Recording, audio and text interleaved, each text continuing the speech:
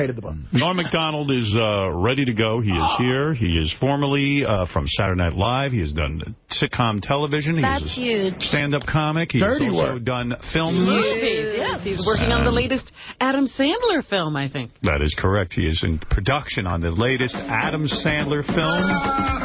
Norm Macdonald. Look at him. He also banged 𝗦𝗵cie, which you mentioned in his credits. I was giving out all your credits. Hey, man. What's up, Norm? Hey, Norm. How you doing, man? That's swine flu. What the?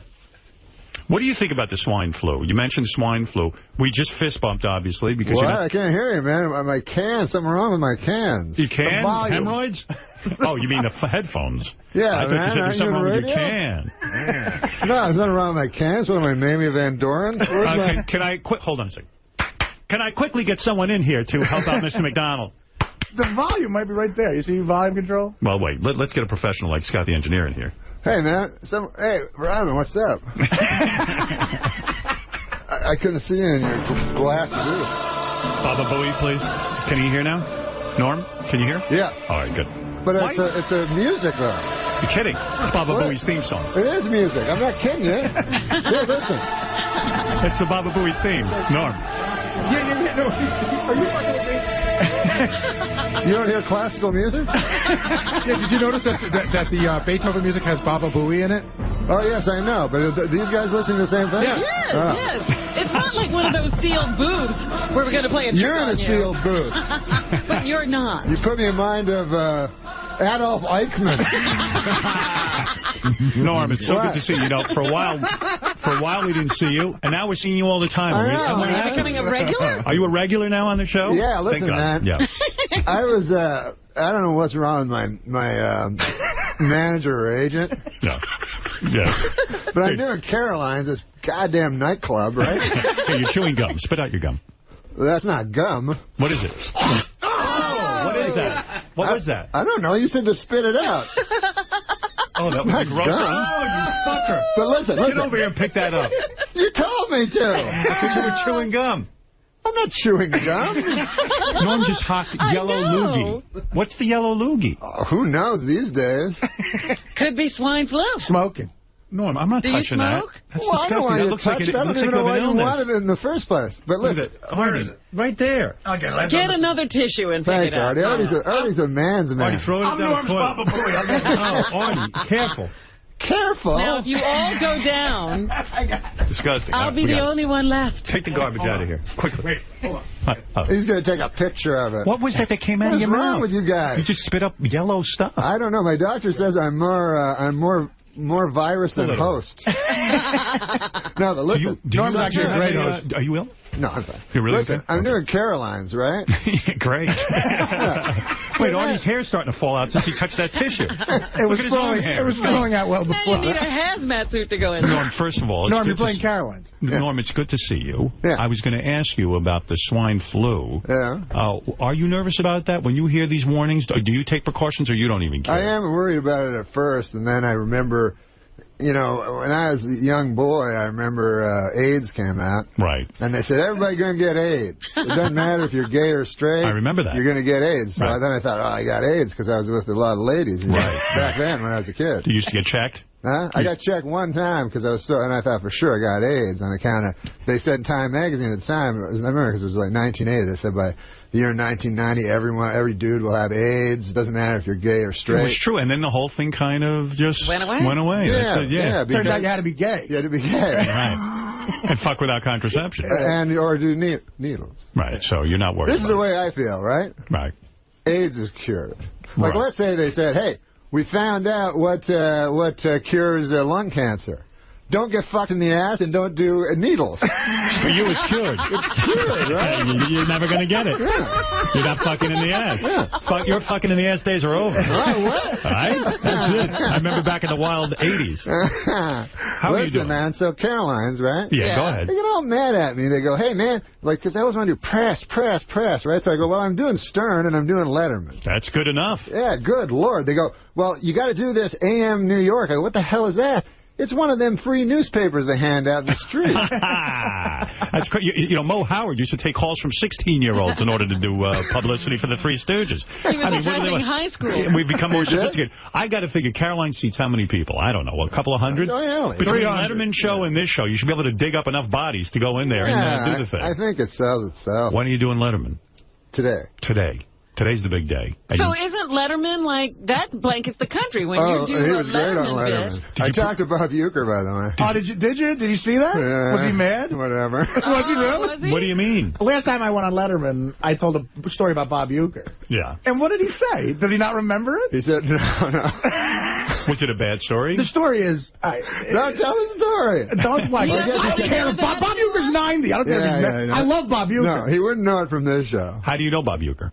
Well, that's part of the story. Yeah, part of the story. Norm did a commercial for light beer. Okay. So it was when we were doing the Norm show. So he invited Norm out to spring training in Phoenix, Arizona. And said, look, man, come the fuck out to Arizona, man. You know, he's the guy you hear on the TV. Yeah, Bob Uecker. Right, but he's so filthy when he talks. Every other word is fuck. It's unbelievable. Right. And he's one of the funniest guys I've ever met. Right. So Norm says to me, hey, man, let's go hang out with Uecker, because he knows I'm a big fan, which was nice. So we go to Arizona.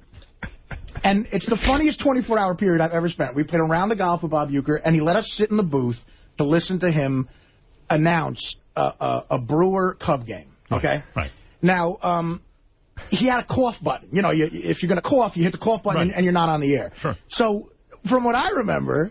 Norm may not remember this because he's friends with Bob Uecker. But anyway, Uecker would be announcing the baseball game. Right. And like a fucking jazz musician. It was unbelievable. If he saw a really hot chick in the crowd, he would hit the cough button and say something filthy about her, then go right back to announcing the game. It was like magic. So unbelievable. You'd think that's a high-risk thing to be doing. That's like walking the high wire. He would say shit like this. He'd go, here's the 2-2 pitch to Sosa. Ground ball to shortstop. Look at the fucking tits on that whore. Over to first base, 2 down. And he hit the button that quickly. Yeah, and... So you must have been out of your mind, entertained. And now when you listen to him, you're wondering, like, during the spaces, what he's saying. Howard, that's the story I told on Letterman. I cleaned it up. Right. And he started using, like, old guy words for the chicks. Like, he'd go, fly ball to center field. God, I'd like to get with that trollop. That's the third out. So the other thing he did, let me tell you one other thing he did, because this is amazing. Yeah. He sees John Fogerty. Oh, that was what I was going to say. Creedence Clearwater Revival. Let me tell that. Yeah. All right, go ahead, Norm. So he sees John Fogerty, you know, from Creedence Clearwater Revival. So he's like, hey, man, that fucker's a rock singer. He goes, but he can get out of the sand trap like nobody's fucking business. I played in a charity tournament with him. So we're like, yeah, we know who John Fogerty is. And he goes, at the 7th inning stretch, I'll have the fucker come up and sing for you. Fogerty's there with his kid, by the way. He's a big Cub fan. He's there with his 8-year-old son, John Fogerty. So we're like, no, you don't have to do that. Right, don't get John Fogerty to sing. Leave him alone. It's all right. We don't want him singing in front of us. So then he gets mad at us. He goes, do you even know who fucking John Fogerty is? So we go, yeah, he did Creedence Clearwater Revival. He goes, yeah, he did all that fucking shit. But anyway. So what happened? Did Uecker actually call you after Artie was on Letterman? I was in Arizona, so I said, I'll go to spring training. Forgetting that I saw Artie do it. It was really funny. Sometimes you do things on TV and you forget that it's a human being you're talking about. That's great. I don't think it was... Well, you know what it is? Euchre has a clean-cut image. He's one of these guys that broadcasts for a network. Did I get him fired? I don't think I did. No, but he probably doesn't want it out there that he's busy, talking about broads. The other thing he did was he was on Mr. Belvedere. Right. Yeah. And he found out that 4 years into the show, he found out that the actor who played Mr. Belvedere might be a homosexual. Right. I asked him a question because Fred Wolf told me there was a rumor that Mr. Belvedere, the actor, during a read-through, sat on his own balls. Right. At a read-through. And I didn't know if it was a myth or not, Yeah. So Euchre, he doesn't listen too much. Oh, boy. So I said to him, is it true, Bob, that I heard this thing about Mr. Belvedere that he was at a read-through, and then he goes, oh, yeah, he was a huge fucking fag. I said, I remember you from Mr. Belvedere. And he goes, that guy was fucking riding up the 𝗛𝗄𝗄 Highway. Nice fucking guy, though. And then we golf with him, Howard. We're golfing with him. And again, it's a guy you see on TV. Right. And like, there's 2 women in front of us with 2 guys. Right. And he's like, what the fuck are these guys doing? And he starts screaming. He goes, start moving. What is that, a gang fuck up there? So he's a fun guy. He's the funniest guy I've ever met in my life. How do you become friends with a guy like Euchre? You'd think the two of you guys don't become friends. But I just think like you two guys would have no reason to get together. Here you are, you're a reverend comic. And... We did a Miller Lite commercial. That started the friendship. But anyways, I was in Arizona a couple of weeks ago, 3 weeks, a month ago, whatever, for spring training, and I went up to the booth, and he goes, man, what about that fucking Artie Klein? Artie Klein. And then he goes, he really does not like Artie Klein anymore. And he goes, he doesn't know Artie Klein. Fuck Artie Klein. Yeah, Artie Klein's an asshole. Yeah. Right. He goes, the funniest thing is, he goes, that cocksucker must be running a little short of material. He's doing Bob Uecker private live. Yeah, well, listen, tell Bob I'm sorry. No. But he really was one of the funniest human beings I've ever met in my life. How old a guy is he? Man, he looks good. He has two like artificial knees he just got in. He was a catcher, so right. So I go, how are the knees? He goes, fucking great, man. I can still give a fucking blowjob. What? I shouldn't be saying any of this. Yeah, Jesus, Norm, you're doing the same thing. I know. The man's got grandkids. He's giving blowjobs? I said it clean on Letterman. What the hell does that mean? He's giving a blowjob. Well, he's clearly not. He told us a story. What was the story? Remember when he rushed back to the hotel? Yeah, we were going in, and there was a bar, and he said, man, that bar looks like it's got some good cock in it. And we were kind of confused. We thought... I think he was trying... that's true. Wow, he's apparently wild. Norm can't remember any of the insulting things I remember. But I remember why. I found out why he said it, because I asked Bob Costas. I said, that seems very strange. And he said that athletes use that term for women, for pussy.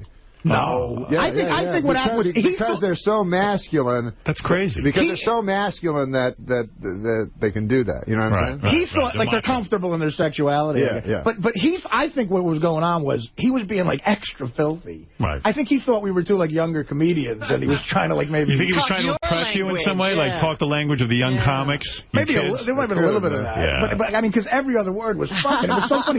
He told us some of the most amazing stories about old baseball guys. Right. That, what did he played a Billy trick. Martin. He played the bag's on you. He played a trick on Don Drysdale, this old pitcher. Yeah, I don't know. I know Don Drysdale. Everybody knows Don Yeah, you know what? As a matter of fact, I can't even tell that story. It involves Frank Sinatra and a kidnapping. He goes, but I don't know. That's fun stuff. Yeah, he was the best. I loved him. I'm sorry he doesn't like me anymore. Well, Artie Klein, you know. Yeah, he likes. Artie Lang, the comedian, he likes. I'm sure he'll appreciate Norm's. There's a lot of cock in that bar. Me and Norm could not stop doing, to this day, when we call each other, we have to do Bob Uecker for 20 minutes. It's so great. That's great that he even got to see the appearance and hate you. That's wonderful. I'm glad someone told him about it. Did you see Mel Gibson's wife? Yeah. The one he's divorcing. Yeah. Robin. I just read this in the Inquirer. They're saying that he's been paying her $1 million. What is it? A month. To keep her mouth shut, that they were separated because he was afraid the Catholic Church would excommunicate him if he found out he was getting a divorce. Like it was that, he's a real religious freak. So he started giving her $1 million a month. He's already paid her $130 million. This is not even about the divorce, just to keep quiet. Oh. What a payday this broad's getting. Well, hey, he's the one with the problem. Don't blame her. Is he allowed to get divorced?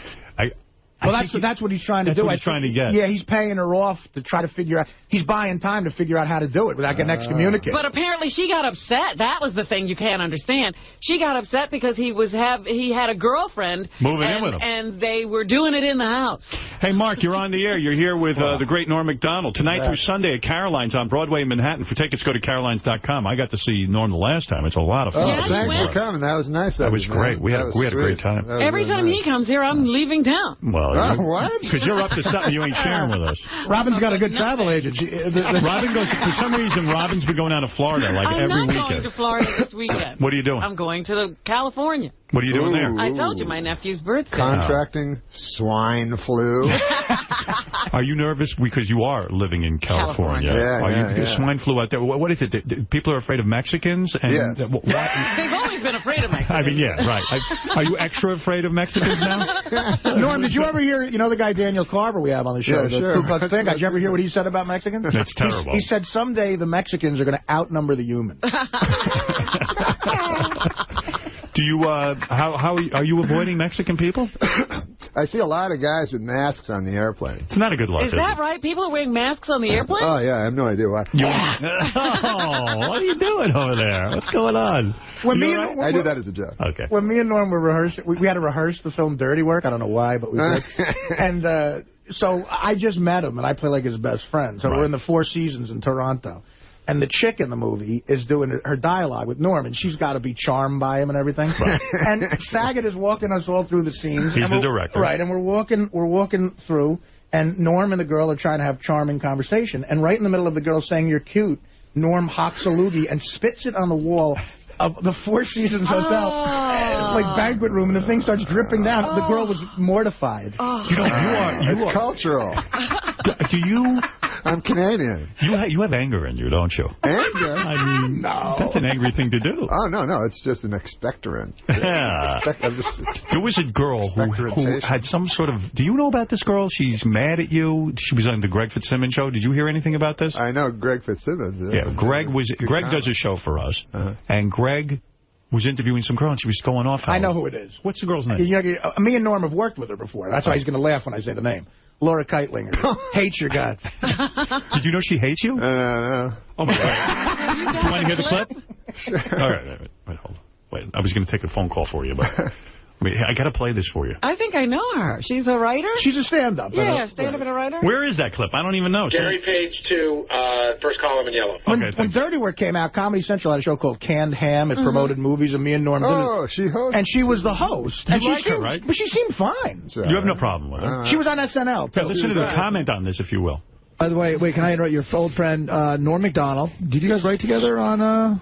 He's not a friend of mine. Roseanne, right? Well, I was just using it loosely. Now, you had a reaction boy, just now to Norm Macdonald.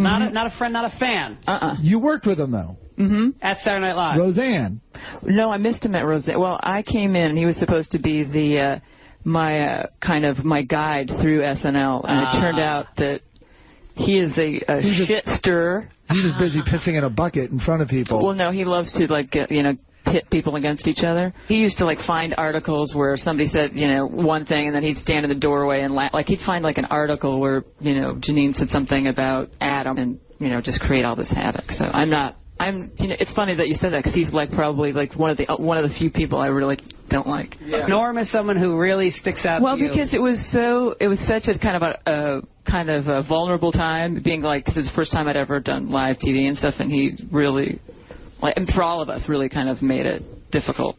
Wow. I've never heard that about. Everyone loves Norm Macdonald. I barely remember Laura from the show, except for her hit characters, obviously. But, I don't even know who she is. But she makes Morweena Banks look like Gilda Radner. But no. But I do remember that specific thing she's talking about, because Janine used to go to the press and badmouth the show. Janine Garofalo. Janine Garofalo used to badmouth the show. She was on the press. So I'd go, hey, Adam, what the fuck is this? Janine's saying your shit and stuff like that. And what's wrong with creating conflict? I think you probably upset you. I mean, you are a cast member. I don't think that's me creating conflict. That's Janine creating conflict. Also, Adam was a friend of yours. And Adam was my friend. Right. Listen, I didn't hang around with the ladies on the show, for God's sake, in the first place. You didn't? What were you going to get off them? Yeah, I mean, but isn't it weird? They're alleged comedy, although I like Tina Fey, You had a look of surprise on your face, even when this woman said, well, Norm was supposed to be my guide through Saturday Night Live. Guide? Did anyone inform you that you were her guide? No. There was no such mentoring program at Saturday Night Live, was it? No, she came in directly after me, so I wouldn't be her... mentor? Yeah, I'm not going to guide any lady through comedy. That would take me... first of all, I'd have to figure out how a lady could do comedy. And then I'd have to...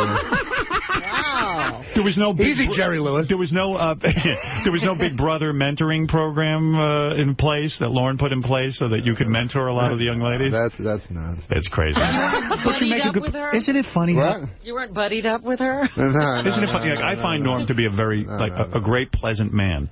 And really, isn't it funny? And usually, worried about, how people feel about him and whether he's offended anybody. Really, Robin? Yeah. No, I remember that one thing because Sadler was my buddy. And that was sort of a famous thing, too, and there were other people who were way pissed off at that. Yeah. Well, you make a very good point. You're saying, wait a second, Janine Garofalo goes around bad-mouthing the cast. Yeah. And I'm the one creating conflict. Yeah, by reading the newspaper. First of all, that's a Janine Garofalo move. She's someone who will say, studio movies are bullshit, and, you know, it's hacky and stupid. I'm above that. And then be in every shit studio movie. Right. And, like, insult 𝗦𝗵cie𝘄𝗿𝗱 for, like, being in them as well, you know. So you're working on a new Adam Sandler movie, right? No. You're not? I thought you were in the I'm in it. Yeah, I thought I'm working. Oh, you're not doing any work? No, that is I'm working. It's not work? No, yeah, we're going to... I thought you meant... I'm sorry, I can misconfuse. No, I'm going to do a Sandler movie. Yeah, now what is this going to be? I hope that they use you properly. Listen, I did Billy Madison 15 years ago. I did so well, they're asking me back. You ever heard that one? What is the movie going to be? You ever heard that one? Yes. Yeah. Where are you going to play? Where are you doing That's what those old dudes are. You ever heard that one? You're too young. It's generation. You know all the old ones. You know the new ones and the old ones. Do you? That's what Jack Warden played our father in Dirty Work. Right. And he was the greatest. You know? What about when Trailer Howard said his friend was in the... Remember? Trailer Howard was my friend, worked with you. Oh, yeah. And the chick in the movie tried to relate to Jack Warden. Right. Said, my friend was a co-writer on a movie you did, and she named the movie. It's like the 180th movie he's done. He's like, I don't know who he is. I don't know what you're talking about. And one time, Saget gave him acting notes. Which is the most embarrassing. There's a scene. Jack Warden is in bed. He's playing our father, and he's doing everything perfect. Right. And Saget gives him, he goes, I have just a couple of notes, Jack. And me and Norm look at each other. Like, Norm wanted to strangle Saget. So he whispers something in Warden's ear, and Warden's being very polite. Yeah. And then Saget walks away. This was the movie that should have come out. Right. So they're about to yell action, and Norm said to Mr. Warden, he said, Jackie, are you okay? And he goes, yeah, I'm fine. I just want to concentrate. I don't want to forget my notes. But every time Jack Warden would tell us something, he would start up a story like, you ever hear this when a guy comes up to you, hey, he would punch in the face. He was an old school guy. You guys remember these guys? Norma, you were when he first came in to Dirty Work, I was sitting there with the producer and Saget or whatever, and he would come in like the fourth day of the show, you know, and he came in and he was like, hey, how you guys doing? You know, he goes, hey, listen, I'm excited to meet this Norm Macdonald kid. And I was sitting there. It was very embarrassing. Right. He goes, I'm very excited to meet this kid. I'm a big fan of his, you know. When's he going to... So it was really humiliating, you know, because I had to say who I was, you know. He goes, when's he going to come around? When am I going to meet him? I got you, you fucker! I got you, you motherfucker! See what I'm doing? Yeah, he got me in the head. When Don Rickles showed up, he went up to Saget. Like, this is 6 o'clock in the morning. Right. And Don Rickles is Don Rickles. He's all that energy, the nicest guy. He goes up to Saget in front of everybody and says, Bob, listen, I was talking to Martin Scorsese. I said, Marty, Bob Saget's directing a film. The man grabbed his chest. He said, what are you doing directing a movie? Go back to the video show. A cat shit his pants. Get a fucking check. You're a Jew. What are you doing in Toronto? That's great. Jack Warden, when I worked with him on the Norm Show with Artie, he played our father. He was always our father. Yeah. You like this guy. I get like No, Tommy Smothers played our father. Oh, that's right. Right. Jack Warden played us. Jack Warden played another guy. So he'd by this time lost his memory. And at one point, he played the man in the glass booth, you know, and he could do it for an hour and a half. Right. So, you know, but he'd always forget his lines, and it was driving him crazy, you know. Right. And the director, these fucking television directors are the worst, you know, whatever. They're terrible people. Not the terrible, just talentless. And they go over, they go over to him and they go, Jack, you're doing fine. He goes, don't bullshit me, dude. Don't you fucking bullshit me. But he couldn't remember, you know. Yeah. So we had this scene, and then I'd have to remember everything just in case he remembered the one scene, you know. Yeah, there's pressure on you. Yeah, so imagine you don't remember. I don't remember anything anyway, so I'd have to make sure I remembered. So I remember the scene was we're watching a hockey game, you know, and Jack Warden's supposed to go, he's playing an old tough guy, you know, and he goes, so his first line is, no, hockey is not the same as it used to be. You know, it's the helmets, you know. When I was a kid, they were tough, you know. So that was his opening line, you know. So we start the scene, he looks at me, just blank in his eyes. I know he doesn't remember anything. But he's a good enough actor, he thinks he can fake it, you know. Right. So he looks at me, he goes, just nothing. Then he goes, Nami. And then he's looking at, he's trying to press it. He goes, Nami, I tell you, Nami. Nowadays. Hockey, Nami. Hockey. He goes, it's different nowadays, Nami. It's all different with the hockey. Nami, it's different. The helmets, Nami, the helmets, you know. It was a disaster. 5 minutes later. Yeah. Don't bullshit me, kid. You don't fucking bullshit me. So you strike me, Norm, from what I'm getting from this conversation, you are a man's man. Do you actually believe that women can't be funny? I'm being serious. Are you kind of more in the school that guys are funny comics, just somehow women can't make that transition? Well, I don't know about you, but when I was in fucking school and shit like that, I'd be in high school, and you could hear peals of laughter, and you'd run over there, and there'd be a big group of people laughing and laughing. Who'd you see in the middle? A broad. Surely there must be some woman. Tina Fey you find Tina funny. Fey I find funny. Roseanne I find incredible funny. She's funny, yeah. But Roseanne in a very masculine... She's very manly. You know what I mean? One of her best jokes was like, people say I'm too masculine. I say, suck my cock. You know what I mean? Yeah, that's good. But there's actresses like Madeline Kahn and people like that. Yeah, I'm not talking about that. I'm talking about stand-up comedians. It's hard what about even Laurie Metcalf? Laurie Metcalf is fantastic. Unbelievable. There we go. All right, so you're finding a few that you like, yeah. Fantastic comic actresses. Right. Fantastic comic actresses. Stand-up comedy is a different kind of thing for some reasons. Yeah. Why do you think it is that guys are only funny in that? What is it? What is the secret? Is it the penis? I mean, what is it? All right, forget it. We're not going to get any answers today. No, I know the answer. What is the answer? Artie? I mean, I just think that it's a man's world, you know. I don't. Is that the answer now? Yeah, Could that be the answer? It's a man's world? I don't know. Maybe they make each other laugh. I don't know. They do. Chicks have stories where they make each other laugh, and they're the worst stories on the planet. I mean, I think in a way, like since the best comedy is honesty, right? Women are obviously way more dishonest than men. You know, they do. Whenever you hear women talk, it's all that they hate each other's guts, but they pretend to like each other. It's so true. You're right. Yeah, and abroad is. I think you're hitting into something. You're right. They're phonies. Right. Women hate each other's guts? It's so true. You know what? I know women. They behind each other's backs, they'll come up to you and tell you horrible things. That's when they're funny. And then you see them in the room together, and they love each other. You should see. It's phony. And they have the stories they tell you is like, if you're out on a date with a chick, you got to sit through, like, they always have a crazy friend. My friend Nancy is the crazy. When you meet her, you'll be laughing. You're going to laugh. Right. She gets on a table after 5 Long Island iced teas. Right. Dances. And she's not funny. Right. And they think you're boring if you don't want to go dancing with them. Right. And you're like, well, you're boring because you got to be in a place where the fucking sound is so loud you can't say anything. You know? Well, I have to say something. I think maybe it's the caliber of the women you're with. Can I say No, they're all hot chicks. Can I say something? I saw Sarah Silverman in concert. She was extremely funny. Sarah's very funny. Yeah, Sarah's very funny. She's funny like a guy, though, right? Yeah. Well, all of a sudden you're finding women funny. Well, no, I'm saying if you read any article about Sarah, it's like she's a guy's, guy kind of. One of my favorite jokes by her. One of my favorite jokes by her. She said years ago. I think this is Sarah's joke. I blew a Mexican last week and I've had the shits for 3 days.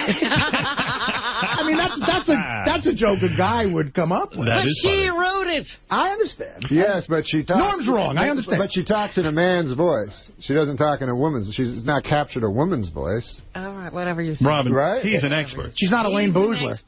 You want to see an expert who's funny at comedy? Yeah. Norm Macdonald tonight through Sunday at Caroline's on Broadway, Manhattan. It's unbelievable. Why are you saying no? No, I am with Caroline. Oh, you are. All right. The tickets go to Caroline's.com. My farewell performance. You know, Norm was talking. Why is it your farewell performance? What's going on? Tell me. I'm tired of this press horse shit. Don't want to keep I'll do Stern and Letterman, and what the hell else do you want? For God's sake! Listen, if you were playing Shea Stadium, I'd understand you'd have to do a few more interviews. Right, you're doing Caroline, so why don't you put your foot down and say no? I know you. You never do things you don't. You did put your foot down, but you're doing the free newspaper. No, I'm not doing it. Oh, you put your foot down.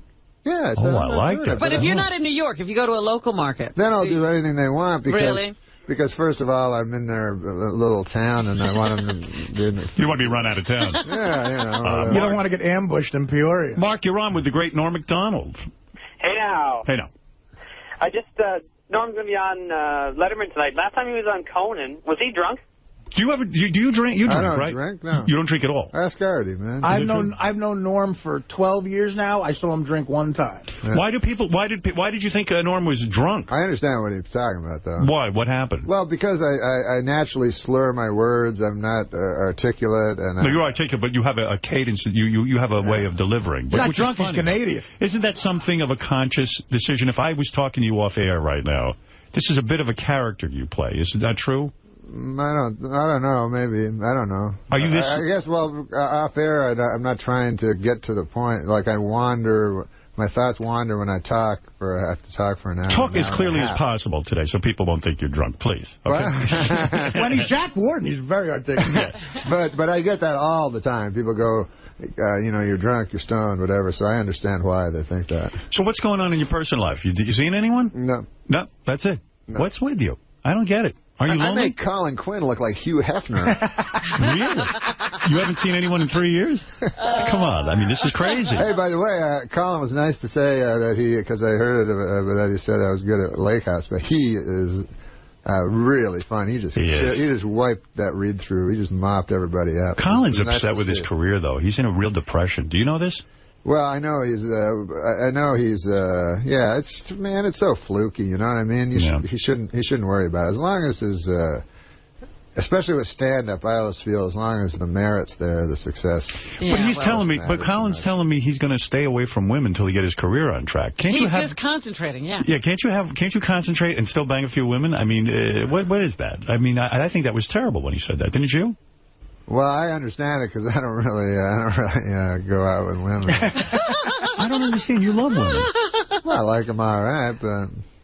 Listen, hey, man. What do you think it is? Do you think you're hung up? Can I tell you something of a very personal nature? Please. That's what the show's about. I saw internet pornography. Now, I might be sexually naive, but this is the first time. I don't know much about the WWW and all that shit, but when I was on SNL, I remember people would go, hey, you want to see something dirty? How you doing, Fred, man? Good to see you, bud. They say, hey, you want to see some internet porn? This is what it was back then, right? Yeah, I'll see it. And then it would be like fucking like Hillary Clinton blowing a donkey or something. Right. So it was just like they put pictures together. You know? They'd fake it. Yeah, they'd fake it. And so I thought in my head that was what internet porn was. Up to about 2 months ago when I actually watched it, holy Lord God. What did you see? Do you remember? Well, first of all, you get... What I see? Yeah. Well, you can see every goddamn thing. And it's kind of gross sometimes. Yeah, because you become desensitized to it. First, you watch it like 6 times a day, but you become desensitized. You go, what the... This fucking broad's only taking 6 cocks up her ass.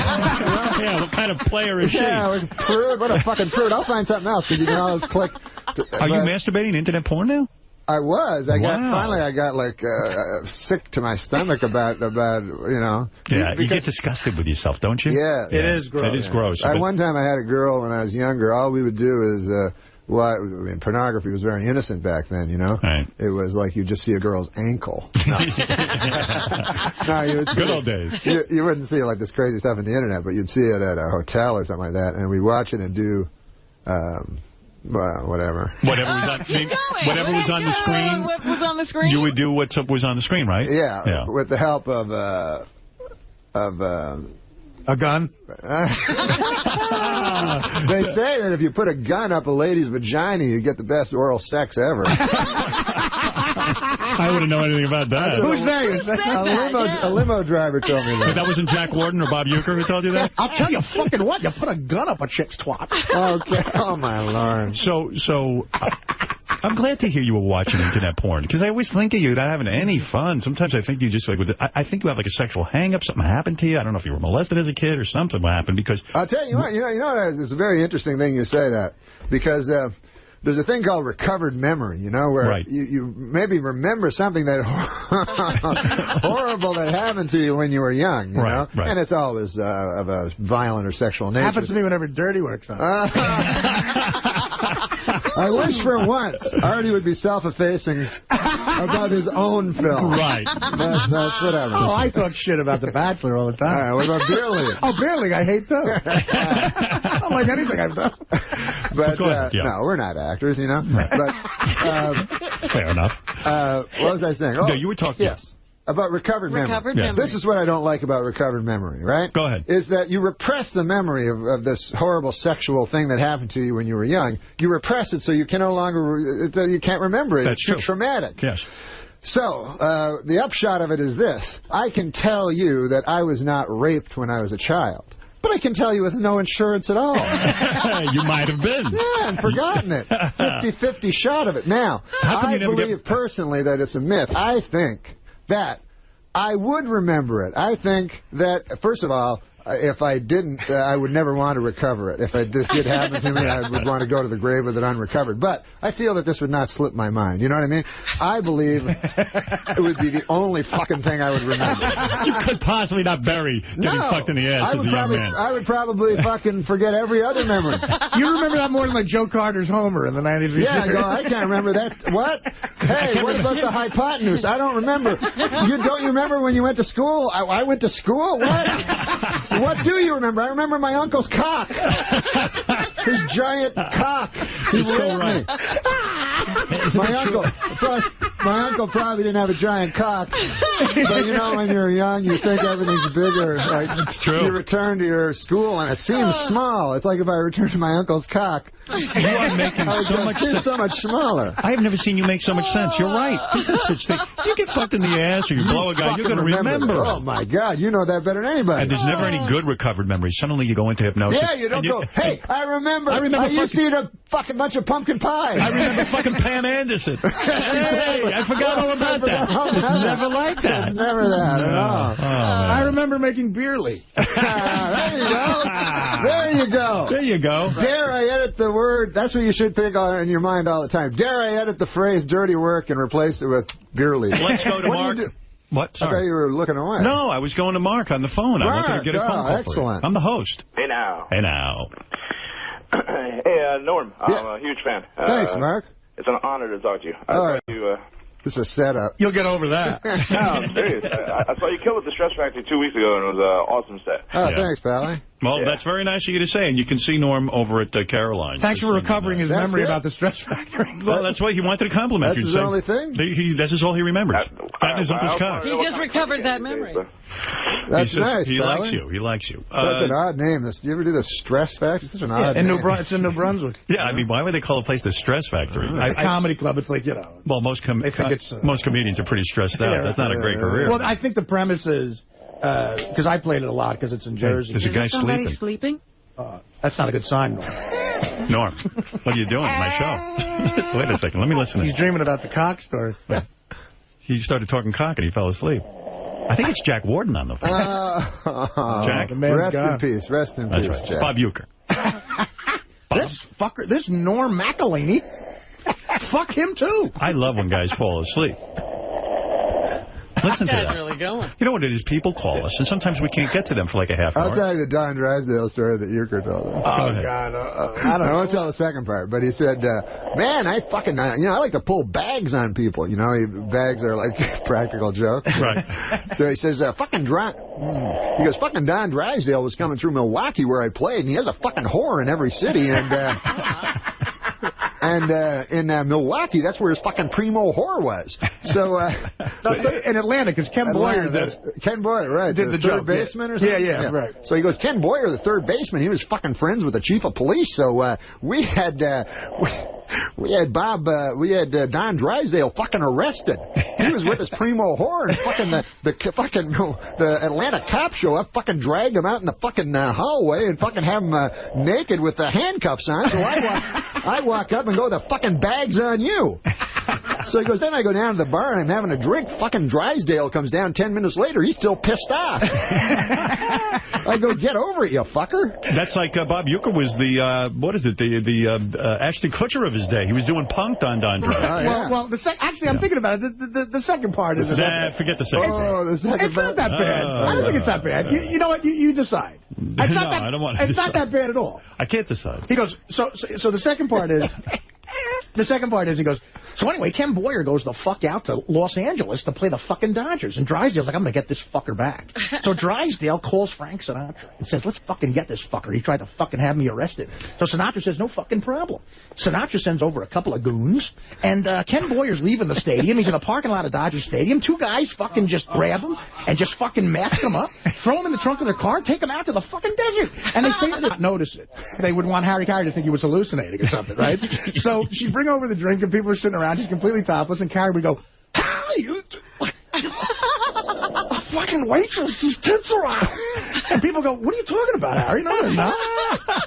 She has a shirt on. Dude, how drunk are you? Nobody sees her breasts. Her tits are hanging out. No, Harry, you're drinking too much, man. Just come on. No one sees her tits. That's a perfect Harry Carey impression, by the way. It really is. Oh, yeah. Harry Carey. Absolutely. Will Ferrell told me that Harry Carey one time, he apparently got away with anything because he was always drunk. He would say racist stuff on the He was an old school guy. And apparently one time he said, if Mark Grace hits 300 this year, I'm a Chinaman.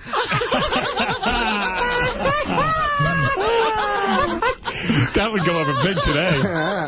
Hey, this guy's still asleep. What's with you? He's gone. He slept through these entire stories. I'm really trying. He's missing some good things. He might have one of those bags. This fucker, let's fucking get him. Well, I'm going to hang up on him and go to High Pitch Eric. Go ahead. You got the last word with the great Norm Macdonald. How are you? Hey, High Pitch. How you doing, pal? Good, I love you, Howard. I have a story about me and Norm. When Artie did his Bailey movie premiere, there's an after party. And me and Norm Macdonald got drunk together on Jägermeister, and we got so fucking hammered together. Remember that night, Norm? I remember being with you. No, I didn't get drunk, but Norm doesn't drink. But I remember being with you and talking to you, and I may have had a shot of you. What a star-studded premiere. That was a great night for you. I was home asleep. Norm, you had to be impressed. All the pictures were there. Norm Macdonald, High Pitch Eric.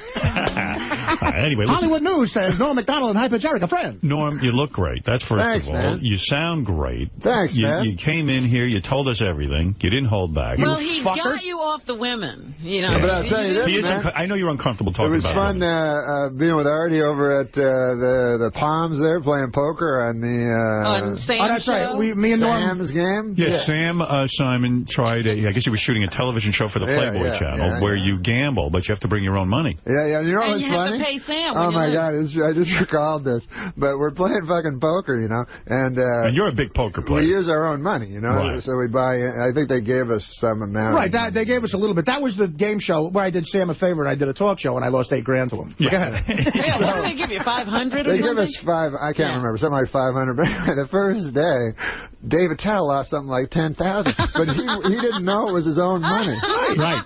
He thought it was a charity. Dave came in here and said, I don't believe this. He goes, I thought the money. And he goes, and Sam goes, you can send me a check. Right, like where's Dave going to send this check? Yeah, he goes, you can send me a check. And he looked at Sam Simon like he's nuts. He had to send Sam Simon a check. Yeah. Oh, man, he was But I'll tell you what, I don't know when that's airing or anything, but we had a blast. We had a lot of fun.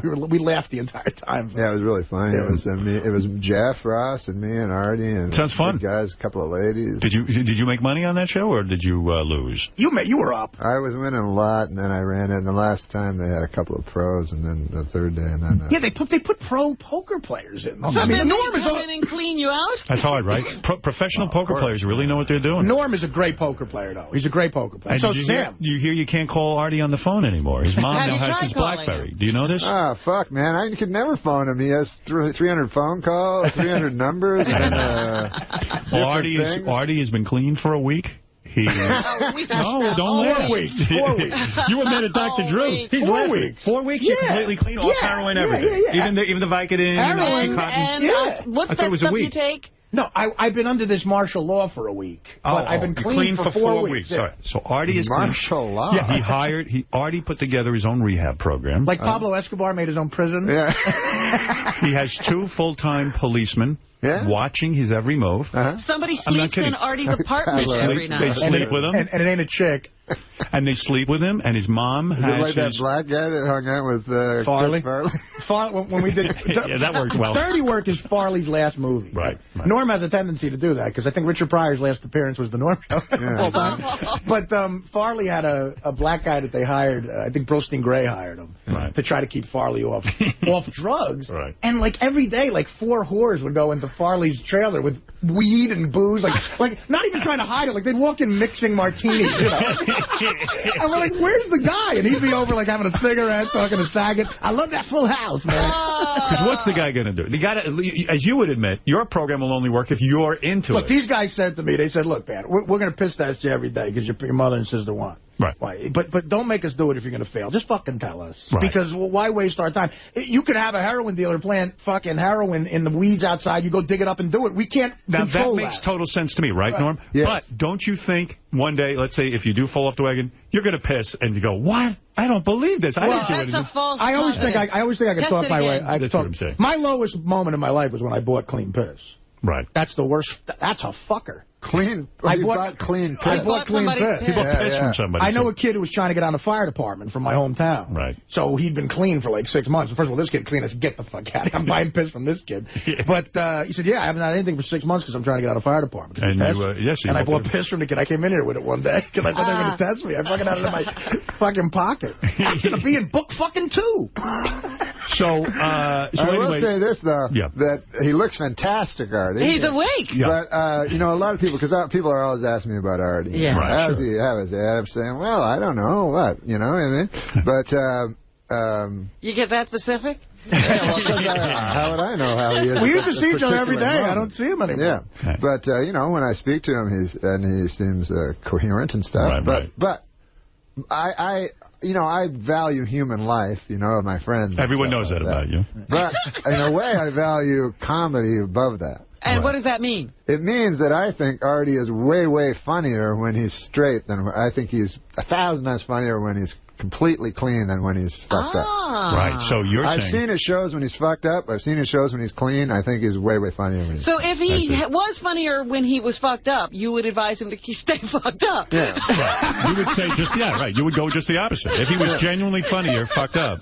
I don't know if there's ever anybody that has been like that. But I mean, it's got to be... I mean, you knew Chris Farley, and you worked with Chris Farley. Chris and Norm were tight in a very touching way, actually. Right, and to see him gone, I mean, it's painful, and you wouldn't want to see that happen. But at the same time, if you see Chris Farley's last Saturday Night Live, it's his least funny Saturday Night Live when he hosted by a million miles because he's on narcotics. And he was dead like 4 weeks later. Do you miss Saturday Night Live at all? Yeah. I mean, I miss being on it, You do? Because it's, sure. I can't tell with you. I don't know if you're really sentimental about stuff like that. I'm not sentimental. Do you have it, like, in your home, do you have anything hanging on the walls, like you anchoring? Yes, you do. You got one thing. I got the thing where I'm you and Dylan. You know what he did? When he did Weekend Update, he took his son Dylan to the Weekend Update set, and it's him and Dylan sitting on the Weekend Update set. So you do have that? Yeah. But it involves your son. It involves my little boy. Right. Who's not little anymore. I was going to say, that boy's got to be pretty big now. Oh, yeah. Is he taller than you? He wants to be, but he's not. Is it hard for you to see? He's close to dunking a basketball. Are you sad when you see your sons all grown up? My brother's 6'6", and he just wishes he could. Does he have a bigger penis than you? I don't know. Hopefully he won't recover that memory. Certainly has a tastier one. Fair enough. I bet that's it. One of those memories he'll always carry with him. Tell real quick, you want to talk about Jaded with signing autographs? Yeah. Tell the Magic Johnson story when your son wanted to get an autograph from Magic. Remember what happened? You mean where he... With the Sharpie? I'll tell him. Where Magic Johnson was in a hurry. Yeah, that one. This is such a funny example of how a celebrity could be so jaded signing an autograph, you know. Yeah, tell him. No, go ahead. You want me to tell him? Yeah, because I know he was in a rush. So Norm takes his kid's a big basketball fan. Right. And at the time, Dylan was probably 6 or 7 years old. Right. And he's such a little kid. And they see Magic Johnson walking by. And Norm and his son are rushing up to get an autograph. But in Magic's defense, he's mobbed constantly. Right, so he has to keep moving. Right. Yeah, so he's keeping moving. And this little kid comes up to him and says, could you sign something? And hands him a Sharpie. Right. And without even a beat, Magic just goes, cap off. Because he didn't want to take the cap off the Sharpie. Right. So now Dylan is struggling to get the cap off. Hurry up, kid. Did he ever get the autograph? Oh, yeah, he got the autograph, but Magic had to just keep moving the whole time. But it's a 7-year-old kid, and he just went cap off. Well, listen, you got to play by the rules. Don't you know the rules? When I was a kid, there was a guy, Dave Schultz, Dave the Hammer Schultz, who was a hockey player, a goon, a tough guy. Right. Not a goon. I shouldn't say a goon because he was a good player. You don't want to piss off his... Yeah, exactly. Right. Big, tough guy, and he was standing out back when I was young, when it was in the 70s, he had a fur coat, which they used to wear, And he was standing outside behind the Montreal Forum there, he played for Philadelphia. Real tough guy, And I went up to him, can I get an autograph? I don't know how old I was, like 8 or 9. Can I get an autograph? He was smoking a cigarette. He threw the cigarette at me. What a wonderful childhood. At the time, I was devastated, but thinking back, I thought that was the fucking coolest thing. That little mark on your head, I think, is where the cigarette hit you. Yeah, hey, I signed this, you little shit. Get away from me. My name's Marlboro, you shit. That's funny. Dave the Hammer Schultz is out there. I met him since. He's a great man. It's just like you think back on it, you go, God, was there something wrong with me? A guy tried to burn me with his cigarette. Didn't even know me, a perfect stranger. And then when you get older, you think, why did I want this guy's signature? Yeah. How are you, Howard? But by the way, it would be nice if in your office at home you had, I was talking to Robin about this the other day. I said, I used to laugh off, like, your reaction. Like I said, oh, do you have anything from your career hanging in your house? Yes. And I would go, oh, you're crazy. Yeah. But now, like, I have an office, and I put all my little awards, and I have a picture of myself in private parts with 𝗦𝗵cie𝘄. And I like it. I like looking back and reflecting on some of the things I've done in my career. Maybe you would like that. Maybe you shouldn't be so harsh. Sometimes I think I should have maybe kept some stuff to show my kid so he knew what the fuck I did. Because now he's probably wondering, what do you do? Don't you have tapes of you when you were the Hardee's star? Norm was the voice for the Hardee's hamburger. Really? He was the little star. No kidding. Don't get me euchred on you, man. I can't believe Bob Uecker hates me now. No, he doesn't. But, you know. See Norm Macdonald tonight through Sunday. Caroline's on Broadway. I never got Manhattan. a chance to ask you. I'm doing well. I'm happy. Yeah. I'm happy to see you. Marriage going well. Excellent. I like being with a woman. Call me crazy. You know, the hell, it's fun. He's trying this new thing. You would never get married again, though. I know you. You're like a confirmed loner bachelor type. Yeah. You don't get lonely? I mean, I think marriage is made for having children, you know. Sure, yeah. But I would be lonely without Beth. I mean, I enjoy that, like, this coming weekend, we're going to be together. I know we have our little ritual. We drink wine together. We have dinner together. We watch movies together. I like that. You don't miss any of that? You don't like... I never had that in my life. Well, when you were married, not at all, even when it was good at first? No. Remember when you were wine connoisseur? No, but I'm not being funny. But no, I'm not being funny. I mean, you don't... Sometimes you just sit there going, gee, I wish I had a best friend here with me, or... Well, I wish that I was with my son all the time. He's split between you and your ex-wife. Yeah. Right. But he's going to grow up. Split you know, he's going to grow up and leave both of you. Yes, exactly. Right. But Norm, what about you personally? I mean, seriously, you never just sit there and go, you know, gee, I'd like to be in a relationship with someone. Like, there's something stopping you from doing that? I'm being serious. I'm not trying to make a joke. Okay, I see. I'll tell you what. You don't want to get a girlfriend? No. If you keep hocking up stuff, you're never going to get a girlfriend. I'm telling you, man. Only life turning off Robin. Life is only so, you know, listen, man. What? Life is only so what? So, look, I've seen more sunsets than I'm yet to see. I don't know what you're saying. What? I'm saying that life is brief, you know? Right. And I don't want to spend time fucking eating dinner with some lady who's telling me how fucking many words she can type a minute.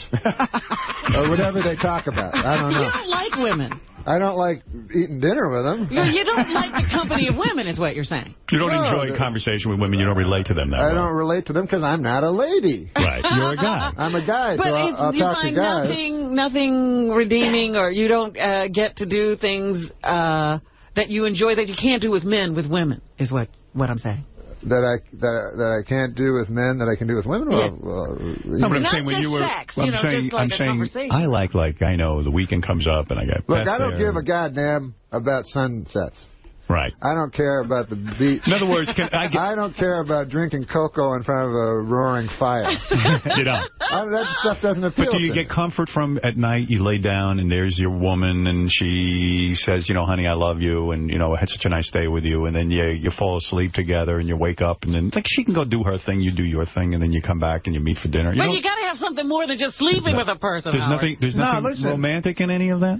Well, I get tired. I mean, right. I always find it kind of, I don't know what irony means. So I'm not going to say ironic, but I always find it odd that, you know, a woman, I always get tired of her eventually. I'm like, so then why not date a girl? I've seen her breasts, I've seen her ass, I've seen her pussy. Is it also that... Strangely, I never get tired of my own shiny red cock. But in all seriousness, yes. I think you're you love your poker, you love to gamble, you love to... I love to read most of all. Right, so you don't want to really be bothered at this point. You'd rather go out, do your own thing, come and go, and if you get lucky somewhere along the line and you get to bang, right? Yeah. That's I relate to the Norm Macdonald story? Yeah, I relate to it because I've always said that my idea of a perfect date is I play poker with my buddies, we watch a game, get drunk, and at the very end, the chick comes in and fucks me real quick and then leaves. Wow. And then that's I think you're being a little jay. I don't believe that of you, and I don't believe that of you. There are people, I mean, I will walk into a group of men, and I will know whether there's guys in there who really don't like the company of women. Right. They want, you know, they're not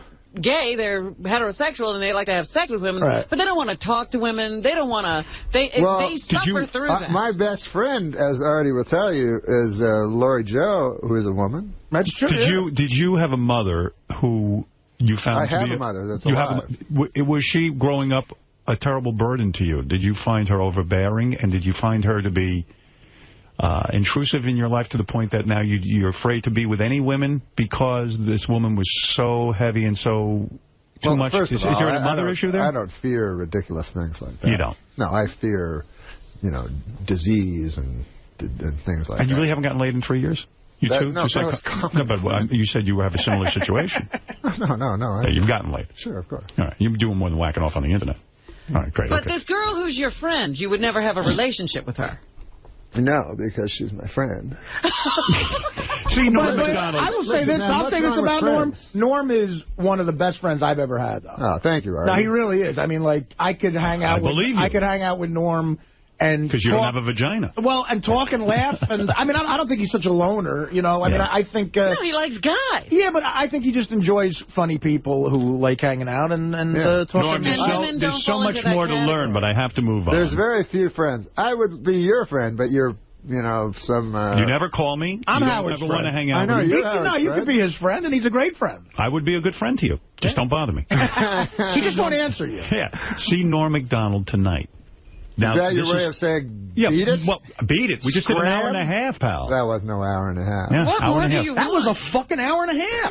That was a full concert. Fucking hour and a half? You dumb fuck. You were here so long, people don't want to see you, Caroline. No, after it's bags on you. Listen, we get tired. this is what we do, man. We create a show called The Bags on You. Right. And then Bob Uecker comes out at the start and goes, hey, man, remember that fucker from Saved on the Bell? Yeah. And we get him. He played the fucking guy anyways.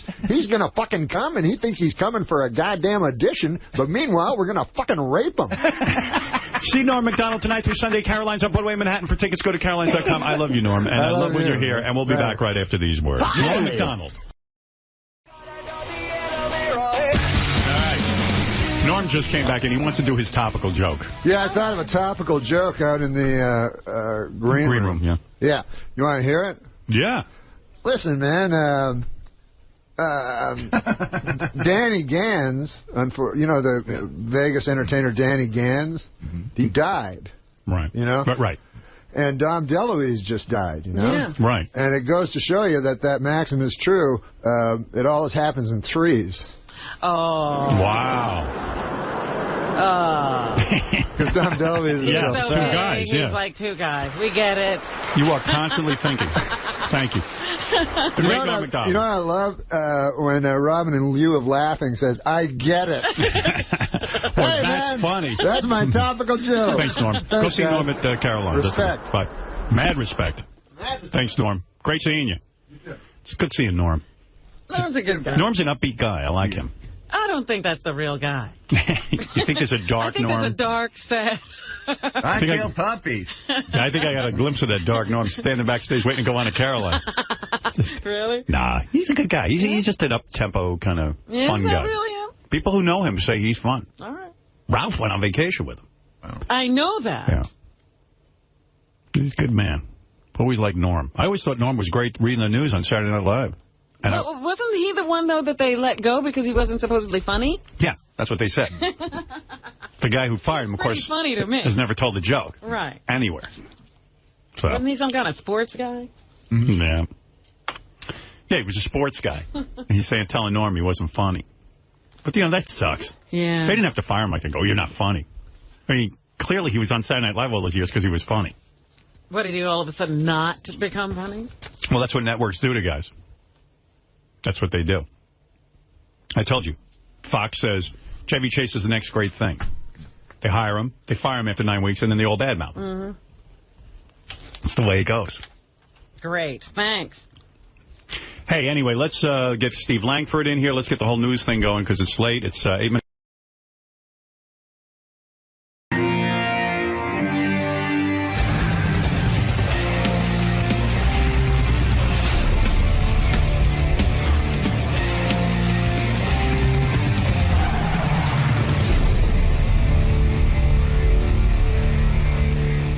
I was listening to Howard 100 News yesterday, and I heard the disturbing report that Teddy got mugged for his iPhone. Teddy, what does John call him? Teddy Microphone. I don't know when that happened. Teddy just got married. Yeah, it turns out he was on the subway, and he says like a pack of wolves, like 7 guys descended on him and tried to fight him. Grabbed his iPhone, and then he chased them, and they turned around and looked at him, and they said to him, hey, Teddy, or whatever. They knew him? No. They said, hey, look, guy, stop chasing us. You're being foolish. Like, they almost said, like, what do you want to get your ass kicked? Asking for trouble. And Teddy thought about it, and he said, maybe this guy's giving me good advice. But the odd part of the story and why I want to speak to Teddy, because this is upsetting to me, Teddy has one of those apps where he can track where his iPhone is, exactly where it is. He says, here it is. I know exactly where my iPhone is. And so why is he chasing them? Well, he called the police, and the police wouldn't do anything about it. He said, would you send a car over there and get my iPhone? There's been a crime. Well, this is horrible, because obviously these people are predators. Yeah, I don't understand that. I mean, here we have the technology to get the guy's iPhone back and catch a bunch of marauders. Why would the police not... I don't understand his story. It doesn't add up. It doesn't make sense to me. I believe the police would go check it out. Why not? They're doing the stop and frisk thing. This is obviously people who are up to no good. Gary, when does Teddy come in so I can talk to him about this? Or is he not here till late in the show? Gets in around 8, Howard. 8. Do you know anything about that story? No, but John Lieberman's here, and I think you may have a couple of the facts wrong. Oh, all right. John, come on in.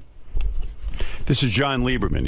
He's made his bones on the Tim case where Tim shit in the bathroom, and he... now we look forward to every report. He did DNA swabbing and all kinds of things, and all of a sudden he's like top reporter around here. John Lieberman got 18 on the ugly meter.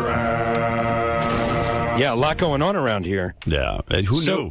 So Teddy went out drinking Sunday night with his new wife. Right. And he ends up turned around on the C train in Manhattan, headed the wrong way.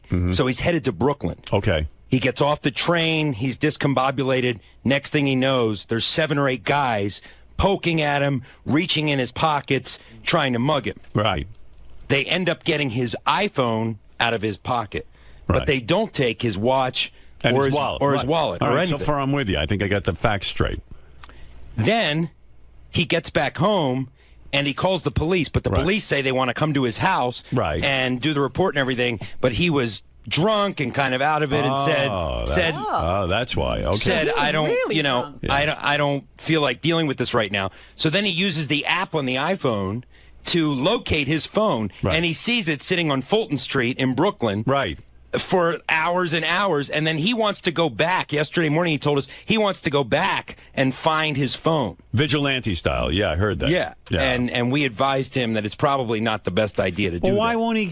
So the police are not at fault. They came over, they were ready to come right over, take the report, and get the phone for him, and he didn't do it. The police are not at fault. No, not at all. Not at all. Not That's what I said, because it seems to me the cops would be all over this. Well, look, I mean, people get there. Where is his iPhone now? Is he still able to track it on his iPad? Yeah, he's still tracking it on that app. Now, why won't he call the police now? Well, he says he was considering it. He says that he will call the police and actually go through and file the report. What is he going to wait, a month? I used to think Teddy was kind of a sensible guy. And that makes no sense to me. Well, then it's his fault. Well, he'd rather go out on his own and try and tackle these guys. And get killed. Yeah. Yeah, I mean, he was saying back there yesterday, that he wanted to go and... Why don't you as a reporter go see who the guys are and interview the guys who took his phone? Well, people on Twitter were like, go out and live tweet finding Teddy's phone on Fulton Street in Brooklyn. Yeah, so... Do we know where Teddy's phone is right now? We know exactly where it is. Yeah, we know exactly. We know approximately the block it's on in Fulton Street. It's sitting in some guy's apartment blinking. Hey, while I got you here, yes, I mean, that story makes no sense to me. I don't understand it. I don't understand why he's not calling the police. But can you imagine being that drunk? No. I mean, you can't even call the police. You can't get involved. How drunk are people getting also? What is that? Did. The interesting thing is he did call the police, but once he found out it wasn't going to be a snap-your-finger process, I mean, they had to come out, write a report, and everything like that, and he just said, you know what, I'm going to bed, I'll deal with it in the morning. And then in the morning... He didn't deal with it. He still hasn't dealt with it. That's just odd to me. That's a fascinating man. I would like to interview him about that. Well, I would also... I mean, was his wife with him? Yes, his new wife was with him. And I believe that Sarah, Tim's assistant, was there as well. Right. Because they're all very friendly. Right. And it was, it was a party. It was a Sunday party. I understand they went to brunch and they were drinking all day. And sometimes, when you go the wrong way on the C train, you can get into trouble. You're so drunk you don't know how to get home. Right. He probably, was out of it.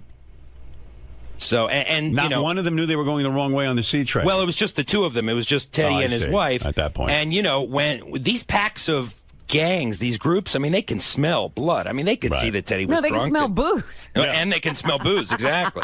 So they pounced on their prey. They found, that he was weak, and they got his iPhone. Yep. Luckily, he wasn't hurt. He had a little bruise on his head. But well, I still say you should call the police. He could easily get his phone back.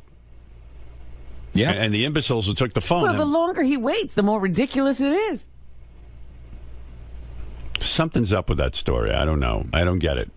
Maybe it wasn't a pack of guys. Maybe it was one dude. And one little dude, and Teddy's afraid to say that he couldn't defend himself. Why wouldn't you call the police for your phone? It's a $700 phone. Teddy says he actually ran after the guys after they took his phone. Yeah. He ran after them, and one of the guys said, "Dude, just go home." Right. Almost like, right. Don't. No, what are you doing? Advice. Yeah, you're gonna get your ass kicked. Yeah, the thugs were giving Teddy advice in his inebriated They felt state. bad for him. Yeah, yeah. I think they felt so bad for him. That's why they didn't take his wallet or his watch. Well, yeah, that doesn't make sense to me either. The wallet and the watch.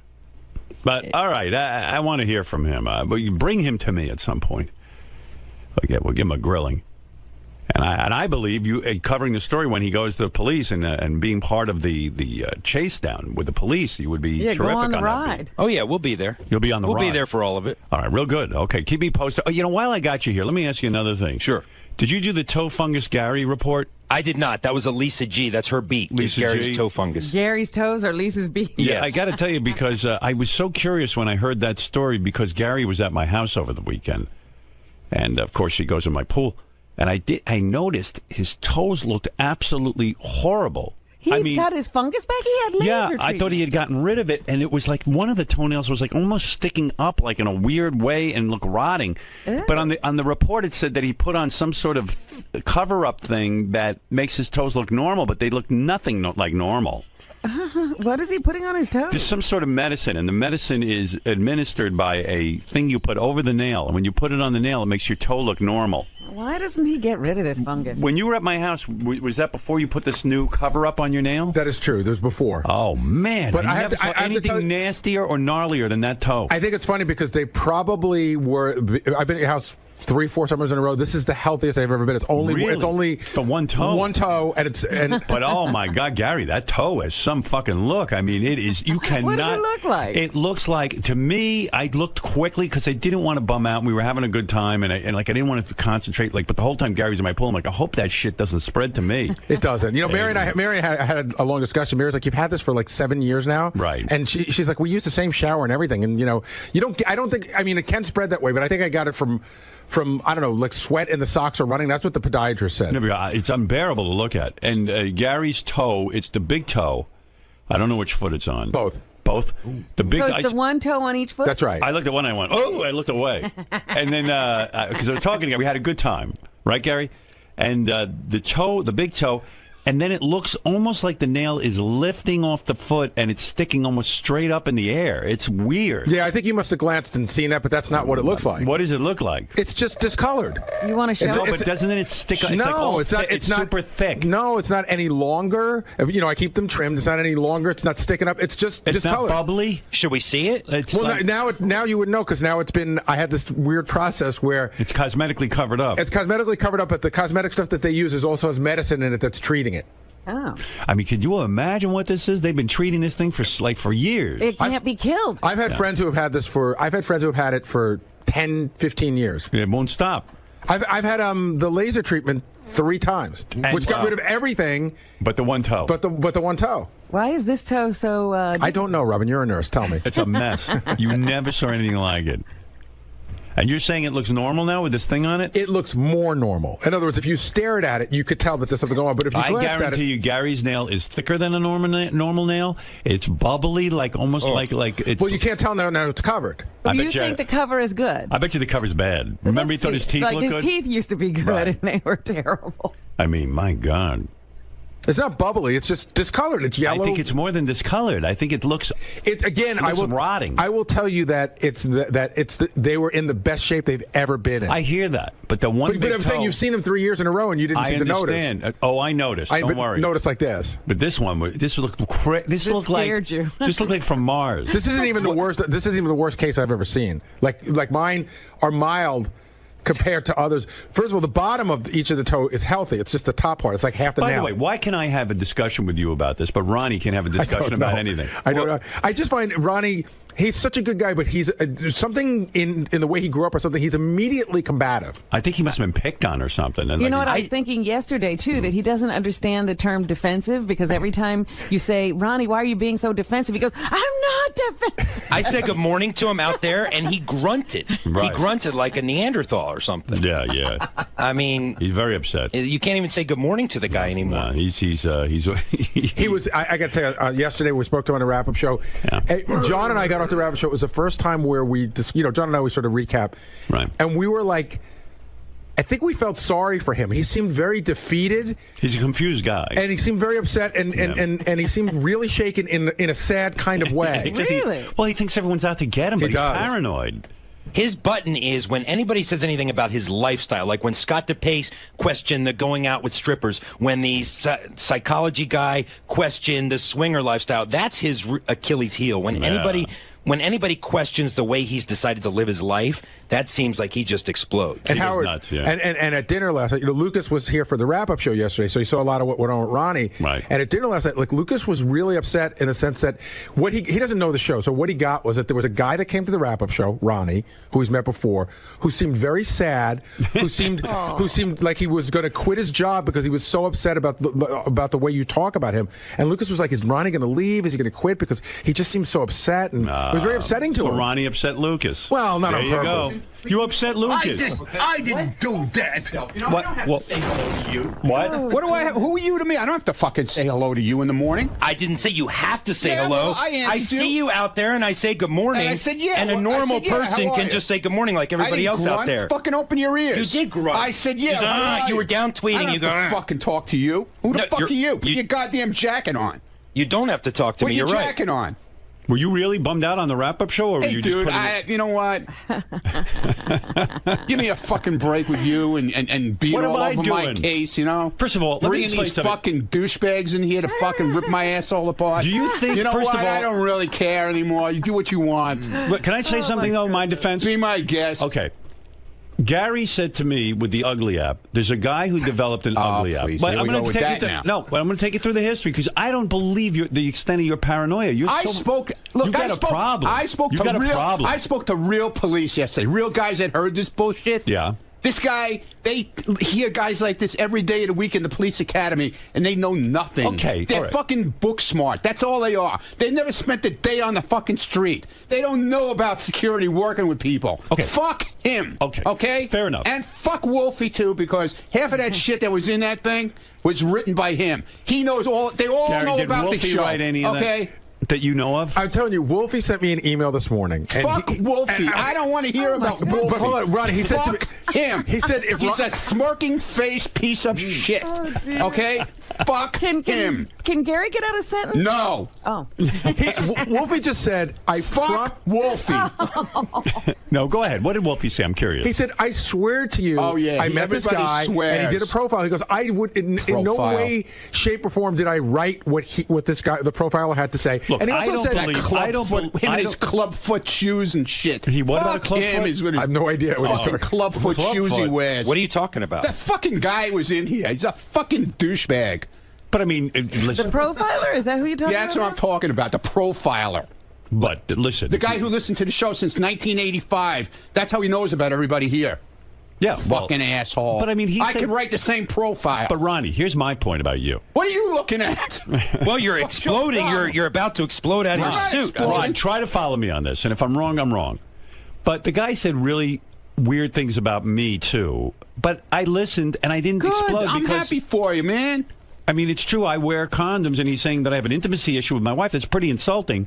But you've talked about that on the air. And so have you. That's what I mean. You've talked about security a million times. So how does this... No, I don't. No, I don't. But everyone knows you're the security guy. About what my fucking credentials are or anything else. You don't do that kind of shit. But you keep so angry. You keep your mouth shut. You're the only one who gets angry. I'm going to stand here with my hand on my heart now. What the fuck is that? I don't know. You get so angry, though. So say to the guy, hey, I don't believe that. Fuck him. I don't have to come in and fucking patronize him. Fuck him. And I heard the wrap-up show. Do you really think that I orchestrated the ugly app so that you would get a 0.0? I didn't say anything about the you ugly said app it on the app, on the wrap-up show. You said on the wrap-up show that you thought that, not that Howard orchestrated, but that it was orchestrated against you. I said that a long time ago. So I didn't have to say it on a wrap-up show. So you think every bit is orchestrated about you? I said it back then, dude. He thinks every bit is orchestrated. Ronnie believes that every bit. Yeah, because you know it fucking riles my ass up. I had no idea that you get a 0.0. Whatever, dude. I don't care. How could anybody predict You know what? that? I'm going out in the hall. I'm doing my thing. Yeah, because you can't handle it. Yeah, right. I can't handle it. Howard, can I make you go crazy. No, can I make a small these guys are full of shit. Somebody tweeted last night that yellow book, Security for Dummies, and Ronnie retweeted fucking it. handbook. He said, "This is my handbook. It's That's one of those right. yellow And you know Security what? for Dummies book." Can I finish? It was securities. It was for fucking. What are you getting so close to me It was for the fucking stock market. It wasn't even real securities. Oh, securities. Yeah, securities, exactly, not security. Read the fucking, I was getting to that, but you started to attack me. Fuck you. I didn't attack you. Put your jacket on. What are you doing without a jacket? This was an impromptu visit in the studio. Don't come in here without a jacket. I wasn't planning on coming in. Well, don't come in without a jacket, you know? Yeah, sure. You look like a bum.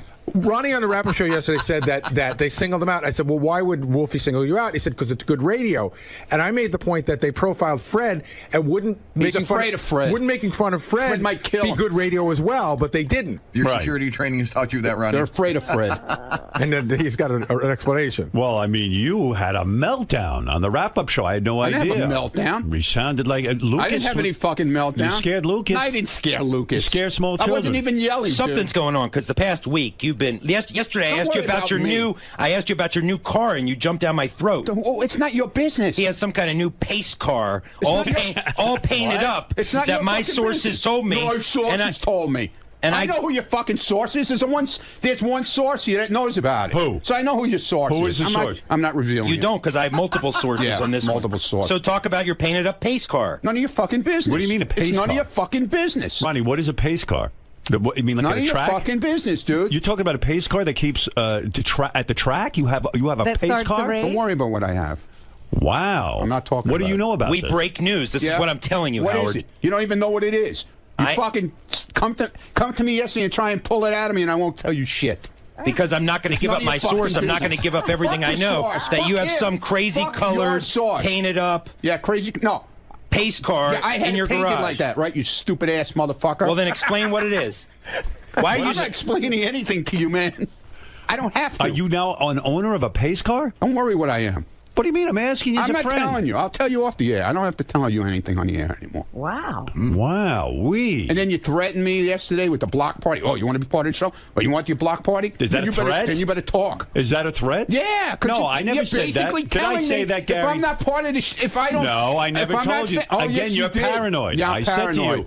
to you, like you tell Lisa G, you want to be part of the show, and then sometimes you don't want to be part of the show. I'm part of the show Either all you're the time. in or Don't you're fucking out. tell me that, But man. you can't talk I've to taken you. more shit around No this one can fucking talk to place. you anymore. Between me and Gary, we took more shit in this place than anybody else. Oh, Gary Gary's takes more not shit? on your side. I don't care if Gary's on my side. I asked Gary about his disgusting toe. I'm making a statement. I asked Gary about his disgusting toe. He doesn't freak out. I'm not freaking out. I don't have to You tell my are fucking freaking personal out. business. You're okay? freaking out. I'm not freaking Someone out. asked you about your car and you're Yeah, freaking out? because he's an idiot. What is it? What is it? Why is there? Why the idiot? personal Why attacks? Why is there a story in that? So you're calling me an Because I idiot? bought a fucking car. Why is So there you're a story calling me in an that? idiot? I asked you about it too. What? I asked you too. What's a pace car? I don't wanna talk. look, so I'm an idiot too then, I guess. You're calling me an idiot. Whatever. Nice. Nice. Call me an idiot. Yeah, I mean, these personal attacks Idiot. are really Look, unwarranted. The things you fucking called me over the past fucking I haven't 2 said years? anything. Oh, please. You put me down like I'm a fucking piece of shit on the street. Yesterday I didn't put always you down for a me minute. down, man. You love it. When you did love I put, doing it. Name something where I put you down. You just called me an idiot. So what do you? Whatever, dude. Because you don't have an example. I have plenty of I've examples. only treated you nicely. I have plenty of examples. No, you don't. Name one. I have plenty of examples. Give me an example. You're always fucking making fun with the security thing. I didn't say anything. Always. The guy man. profiled you. you. Put me down constantly. The guy profiled you. My security guy is fucking half the size of me. I never made a height joke. How do I have a fucking guy like that with me? Did I make the height jokes?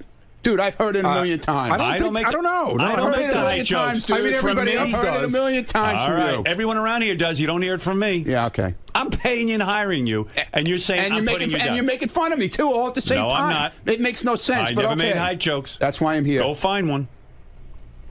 Go find a height joke. I found them. Ever since we had the roast. I can't believe he's this sensitive. Oh, you should have heard him on the wrap-up show. He sounded like a crazy man. Yeah, I'm a lunatic. You sound like a lunatic. A crazy guy asked you man. about the car. No, fuck him. I don't have to fucking answer him. What the hell is Do this? you hate everyone here who asks you questions? No. It's not like I asked you some incriminating question. Here, let me show you how he does it. Let me have this.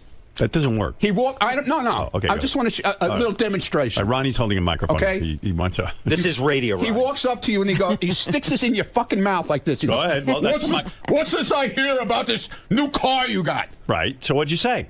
Mind your business. It's none of your business. No, actually, you said something much more profane than that. Like what?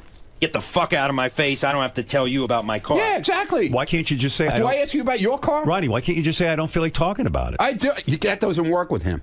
You just say, excuse me, I don't want to talk about it. Doesn't work with him. No, I stay on it and because he stays on it with that thing. He sticks it in your mouth. If like it's an issue, like it's somebody's cock. If it's an issue that people back there are talking about, I heard you, moron.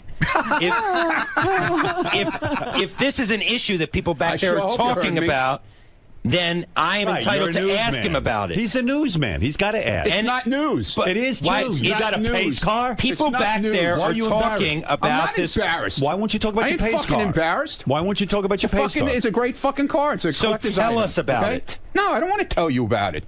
Because it's the way you handle it. When you walk up to somebody and say, hey, listen, hey, Ronnie, you know, I just heard something from somebody that you got this really cool car. No. Instead, you walk up and shove this cock in my mouth and go... Cock?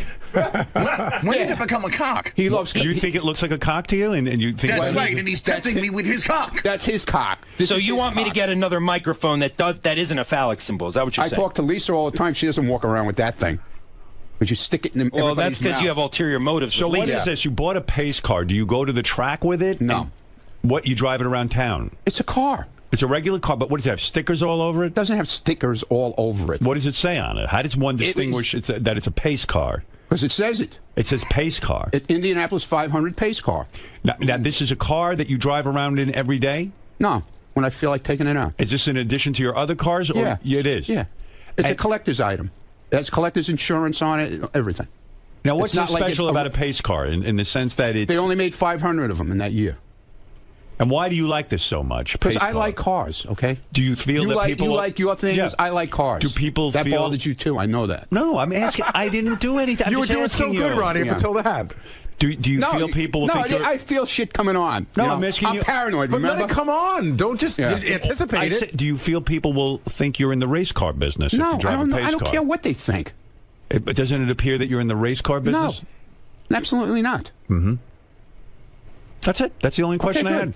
Good. Do you wear a jumpsuit? Yeah, I wear a jumpsuit. Yeah, I wear a jumpsuit, a crash helmet, racing gloves. With a microphone. I don't know anything about... with my pit crew. I don't know. Is this common that people drive around in pace cars? No. Yeah, they make 500 of them. It's a collector's item. People like to buy them because they're really into the... I'm like Jay Leno. You know, I collect cars. It's a replica of the car that was actually used maybe that year. Oh, it's a replica. Yeah, it wasn't actually used at the Indianapolis 500. They made 500 of them.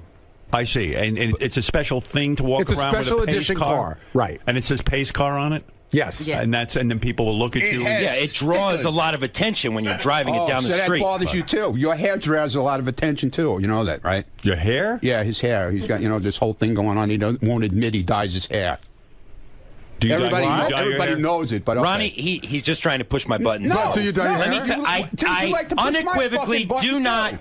I unequivocally do not dye my hair. My fucking buttons, Mr. M26. And look how defensive he gets. Look how gray it is on the side. There's no gray. Your fucking eyes are popping out of your fucking head. Look how gray it is on the sides. Okay, if I you leave a little bit. That's the whole idea. You are not going to round me up, Ronnie. Look at my mustache. Look at all the gray I leave in it. You're scaring me with your laugh and the fact you're so close. Listen to me. If I use the product that you claim I use... You don't like that I'm close? How about when you stick that black thing in my mouth, huh? Excuse me? If I used hair color, it would be a much better color. No. It is gray on the sides. No, you try to make it more natural looking, but, you're not doing a good job. I swear, you're not doing on my child, I don't dye my hair. Well, there you go. So there you go, Ronald. Are we done? No. You always attack. You came in here. How is it attacking you? I was out there minding my fucking business. How is it attacking you? Oh, wait, here's Wolfie. Let's find out. I'm not talking to him. Hey, Wolfie, how you doing? I'm leaving for this part. What is it, Wolfie? Sorry. Here he goes. Sorry. Oh, you're such a baby. Yeah, I'm a baby. Yes, I am. So what do you have to say? Maybe he wants to apologize to you. No, not him. He's a smirk. Fucking smug. Yeah, smirky, smug bastard. Eccentric to think Yes. that I spent any of my time. Yes, you do. Yes, you do. Because Wolfie's point is, no Wolfie, one's... you want to be so part of this show, Wolfie. I know you would do anything to get your airtime. That's why you brought the fucking guy in here yesterday. Why did you listen to Wolfie? I don't want to listen to him. I'm going to talk right over him. Why? I really don't give a shit about Wolfie. I give no shit about Wolfie. When we do our block party shows, he covers it in Pennsylvania. He'll only turn in interviews that talk bad about me. That's... Fuck you, Wolfie. Wolfie, go and fuck yourself, man. I don't give a shit what you say. I don't care what you say, Wolfie. I really don't care. Did you write what the profiler said? He doesn't have to. Everybody knows what he fucking said. Wait a second. It's airtime. It's been talked about on the air. Can I ask him a question? No. I can't ask him a question. No, it's a fucking waste of time, man. Well, everything that guy said yesterday, okay? Everybody's talked about on the air. Right from Casey being whatever he was. You don't think he was right about Casey? That's what I mean. Everybody knew that. Right. He wasn't saying anything. We talked about it on the air. That crazy. You are a paranoid baby, Ronnie. Well, you said that yesterday, too, Wolfie, okay? You just so want to be here so bad, you know? I understand it now. I understand it, Wolfie. Wolfie, it's fine. I'm glad you got in here yesterday. I'm very happy for you. Wolfie. But you know what? You're not here every day, and I know you're going to cry about that, so Wolfie. it's fine. I don't need to be there. Oh, you do need to be here. You need to be here in the worst way, because I know you beg for a job here. I know you beg for a job. You beg for a job here, Wolfie. You beg for it. Ronnie, you beg for it, dude. You won't let Wolfie talk. No. What is that? Is that your thing? I filibuster. You talk over everyone? Is that your thing? What? So it's okay for him to fucking walk all over me. Yeah, I am insecure. Well, let's hear what he's got to say. I don't want to hear what he's got to say. I don't care. That's the whole thing. I care. Well, good. Then you can listen to it. I don't have to listen to it. Why do I have to stand in and listen to something I don't want to listen to? Why? Why do I have to listen to it? I don't have an answer for that. I could be in my pace car. Yeah, exactly. All right, Wolfie. I can't hear what you're saying anyway. So have a good day, Wolfie, and you'll keep trying to get a job here. Marianne from Brooklyn, you're on the air. Hi, Howard. This is the best ever. Ronnie, you know I love you. Howard, he stands up. He's 60-something years old. He watches you back at AGT. I'm watching him from the box. I don't have a problem with him. He can't communicate with anyone. A guy comes in here. Fine. Ronnie can't handle talking to anybody. I never saw anything like it. It's old school. He was born he's more like my age, and he feels very defensive, and I think everyone's sort of picking on him. Maybe you're right, Joe. Go ahead. You're on the air. Ronnie, you are such a baby. Yes, I am. Of course. Ronnie, here's my point. Go ahead. Man, you bust balls around there nonstop. Somebody... Wait a minute. I bust balls around here? Yeah. How do I bust balls around here? You're constantly joking with people and playing around. There you go. Yeah. Joking. There you go. No, joking. You walk up to people, you tell them to fuck off, and you say you're joking. But the people don't know you're joking. Oh, they don't. Please. They know me long enough. You bust balls. Yeah, okay. Everybody busts balls around here. Well, everybody. So you should take it a little bit. And I don't think that guy yesterday was busting your balls. I take it from the people around here. I don't have to take it from outside people, dude. I take it from you. I take it from everybody here. Nobody gets their balls Is this a case that you can you can dish it out, but you can't take it? No, that's bullshit. I take it. You can't tell me I don't take it. All right, let's go to Clayton. That's horseshit. Clayton, what do you have to say? You don't take it gracefully. No, maybe I don't, but I take it. You got to calm down. You're going to have a fucking heart attack. Yeah, no, Clayton, I'm going to blow another eyeball. Yeah. You know? Yeah, well, now I see why your eyeballs are blown out of your head. Clayton, go ahead. Hey, Ronnie, you got the 82 Vet or you got the Buick Grand National? Neither one, dude. It's the Come on now. Neither one. I'm serious. It looks like a Corvette to me, the one I just saw. Well, that one he says he doesn't I'm saying it's a Corvette, but it's not 82.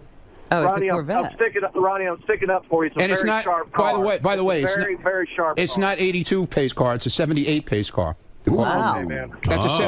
No, not mine. But I'm just saying the pace car he's talking about is not an 82. It's a 78. Silver and black two-tone.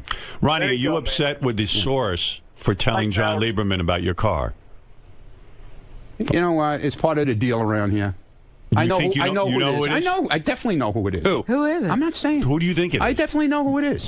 I'm wondering, is it Richie I'm not saying anything. I just said I definitely know who it is. Richie Wilson. I didn't say anything. I'm asking you, who's the source? So you don't know. Because you would identify. Okay, I don't know. Okay. I don't. was not me. Was not Richie? Did not say a word. I didn't say it was Richie. It was multiple sources anyway. I didn't say it was Richie. It was multiple sources anyway. Who are you suspecting? Good for you. I'm not. Why are you not telling me that? I don't care. I care. I don't care. Who do you suspect? I don't suspect anyone. So maybe you don't really know. I don't really know. You're right. I don't know. You don't know? I don't know. Don't know. Wow. Boy, oh boy, you worked up. Yeah, I'm worked up.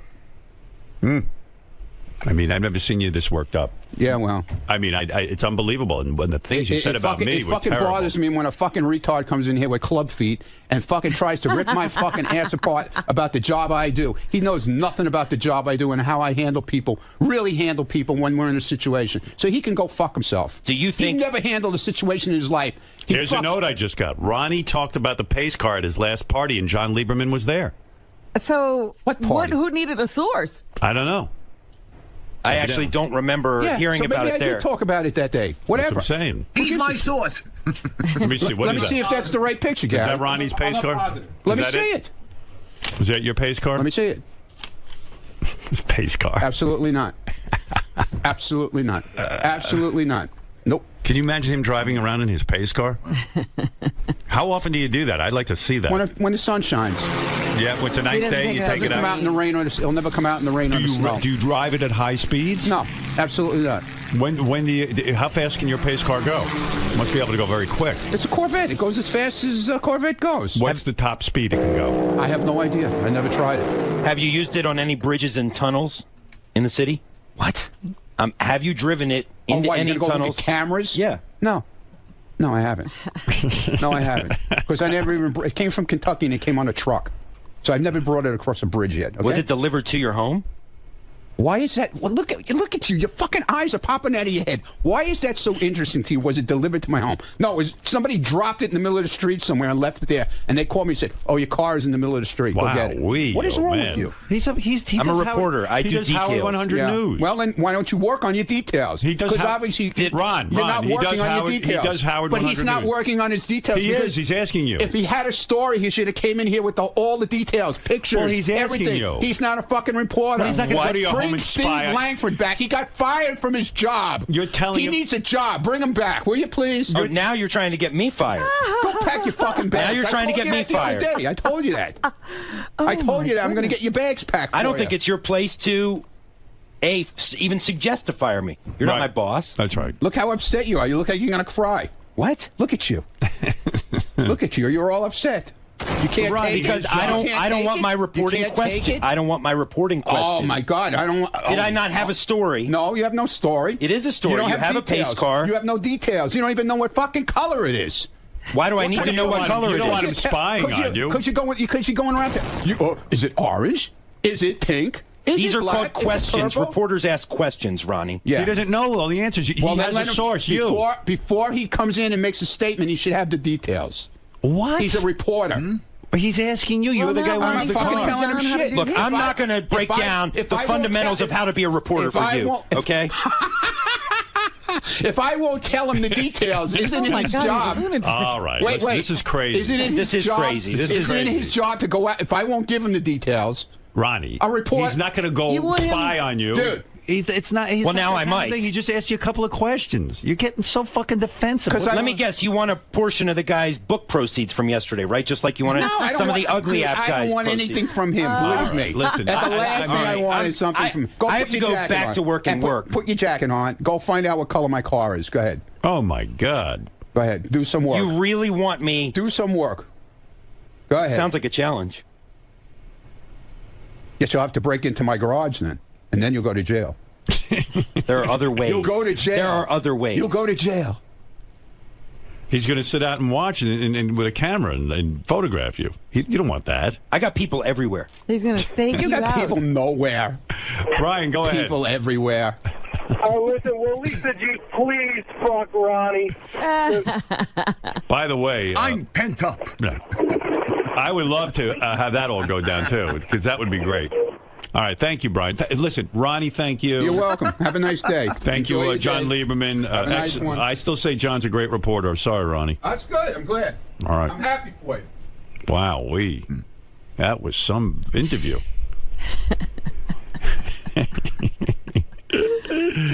He's amazing. Oh, my God.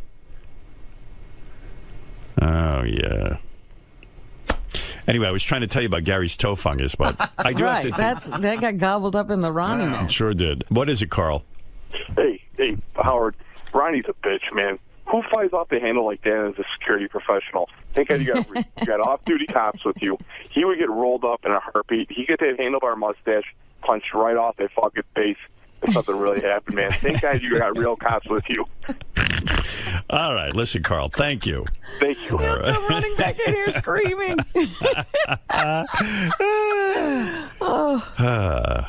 What is it, Gary? That's the car. Oh, that's Ronnie's car? It's got more than a decal on it. Oh, my God, it's a whole thing. No, those cars are really painted up. Official pace car, and then it's got Corvette written across the glass. Because I forget what kind of car it is. Everything but Ronnie's name is on the car. Yeah. Fred, you are into cars. Do you understand this at all? I don't get the whole Indy car thing at all. Right. I mean, I think it kind of looks retarded. You think it's silly for a guy that age to be driving around? Yeah. He's got that in his garage now. I don't know. It's kind of like, it's like an adult version of like a Power Ranger or something. What does a thing like that cost? Is that an expensive? It's funny. It is because they probably get you when it comes out. I don't know the collectability on those cars, to be perfectly frank with you, but some of them don't necessarily go for any more than a regular. I think there's collectability because it's 1 of 500. So if you can find someone who's interested in it, then they probably right. It has to be the same kind of. But the only thing I think that makes it distinctive that Ronnie has are the decals. Yeah, but I wouldn't want to drive around with stuff written all over my car. But I don't even want to have like a vanity plate. Right. But and the whole thing is when you drive around in a car like that, everybody's looking at it, wondering what it is.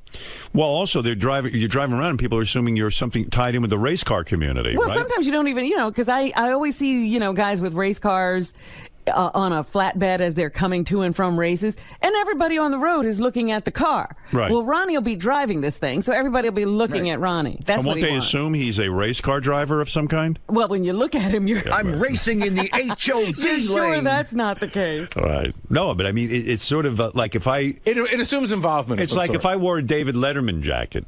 You would think that I worked on the David Letterman show, right? Right. But then people would walk up and go, "Oh, what do you do on the David Letterman show?" I go, "I don't do that. I like the jacket." That's a perfect example because you could buy those in the gift shop next to Letterman. Right. Right. But I don't think Tony Stewart is driving around in a pace car. That's what I mean. Probably like that would be like me driving around in I don't know. A milk truck. Yeah, I mean... yeah. Are you a milkman? You're a milkman, aren't you? I just worship milkmen.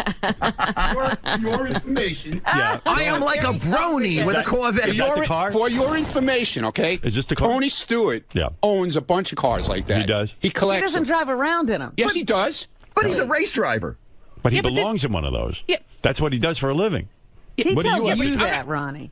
What are you talking about? In other words, let's say I like the milkman industry, and I drove around in a milk truck. Why is this such a... Or one of those ice cream trucks. I love the ice cream. Why do you buy every new phone Do you sell Mr. Why do you buy every I buy a new phone because I want to be up on the latest technology. And it also works. Okay? This is something I like. And that bothers you, too. See, I don't get that either. No, I'm trying to understand that. No, it bothers you. It doesn't bother me. Because you're making fun. You're making fun of it. I'm not. I'm asking. You are. You're making fucking fun of it. You assume it bothers you. You assume asking a question. You owned a Corvette for 3 days and you got rid of it because it's not your thing. Right. This is my thing. I like cars. I'm sorry it bothers you so much.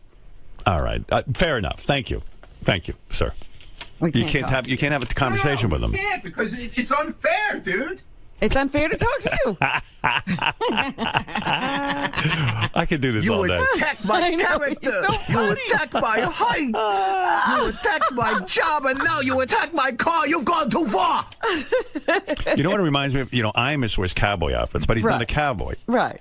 But he likes it. He walks around in that duster, and you expect him to pull a 6-gun on you. Yeah, you think it's like Clint Eastwood from a spaghetti western, and like 𝗵𝗺 walks around in that cowboy hat, get up. And you go, well, like, if you didn't know who he was, you'd say, "Oh, sir, what ranch do you work on?" And, what rodeo do you ride? Right. Yeah. Are you a rodeo rider? Are you with the rodeo? You would say, and he'd go, "No, what are you talking about? Don't say that to me." I just walk around like this. Right. And Ronnie walks around like a race car driver.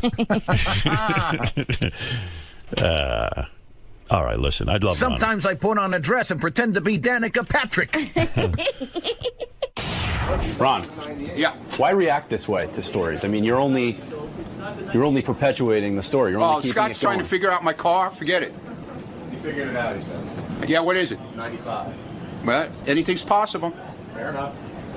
Ron, Yeah. Why keep a story moving like this? Yeah, now, see, Lieberman will run in there now because somebody else did the work for him. I don't give out any. Somebody else did the work for him now. He'll go in and say to Scott, could you print me out a picture of the 95 now? Yeah. Good. He came in to me with it. Yeah, but I'm saying Lieberman didn't do that. That's his job to do. Not somebody who works in the office back here. Ronnie, why act so closely guarded about the story? Why not just own up to it, give your information, and move on? I mean, you know. Why should I? Because you know how things work around here. You're making it. Business. You're making it worse. It's not his fucking business. You're making it worse, I have Ron. people out here. Get the fuck out of here. I have a job to do. John, why do you think this has set him off so much? I mean, what's going on with Ronnie? Ronnie has been irked lately about a number of things. I think the psychological profile yesterday, whenever anybody pokes at his lifestyle or how he chooses to live his life, he goes off. And then whatever comes subsequent to that, he then goes off. So I happen to be in the wrong place at the wrong time when I asked him about the car yesterday. And a reporter's job is to probe. We ask questions to find out the truth. So I knew, Ronnie confirmed that he got a pace car. I didn't know all the details, but I knew the way to get the details was to bring it up on the air with Howard. And look, now we have the details. We have the year, we have the make, so Ronnie is just angry. I mean, that's no breaking news. All right, Robin, it's time to hear from John Hein. Johnny boy, come on in, pal, and tell us what's going to be on the wrap-up show. Wrap-up show has been on fire. Lest anyone think it's been not on fire, you're wrong, because yesterday's show with it is Ronnie Mund going at it. It was unbelievable yesterday. Yeah.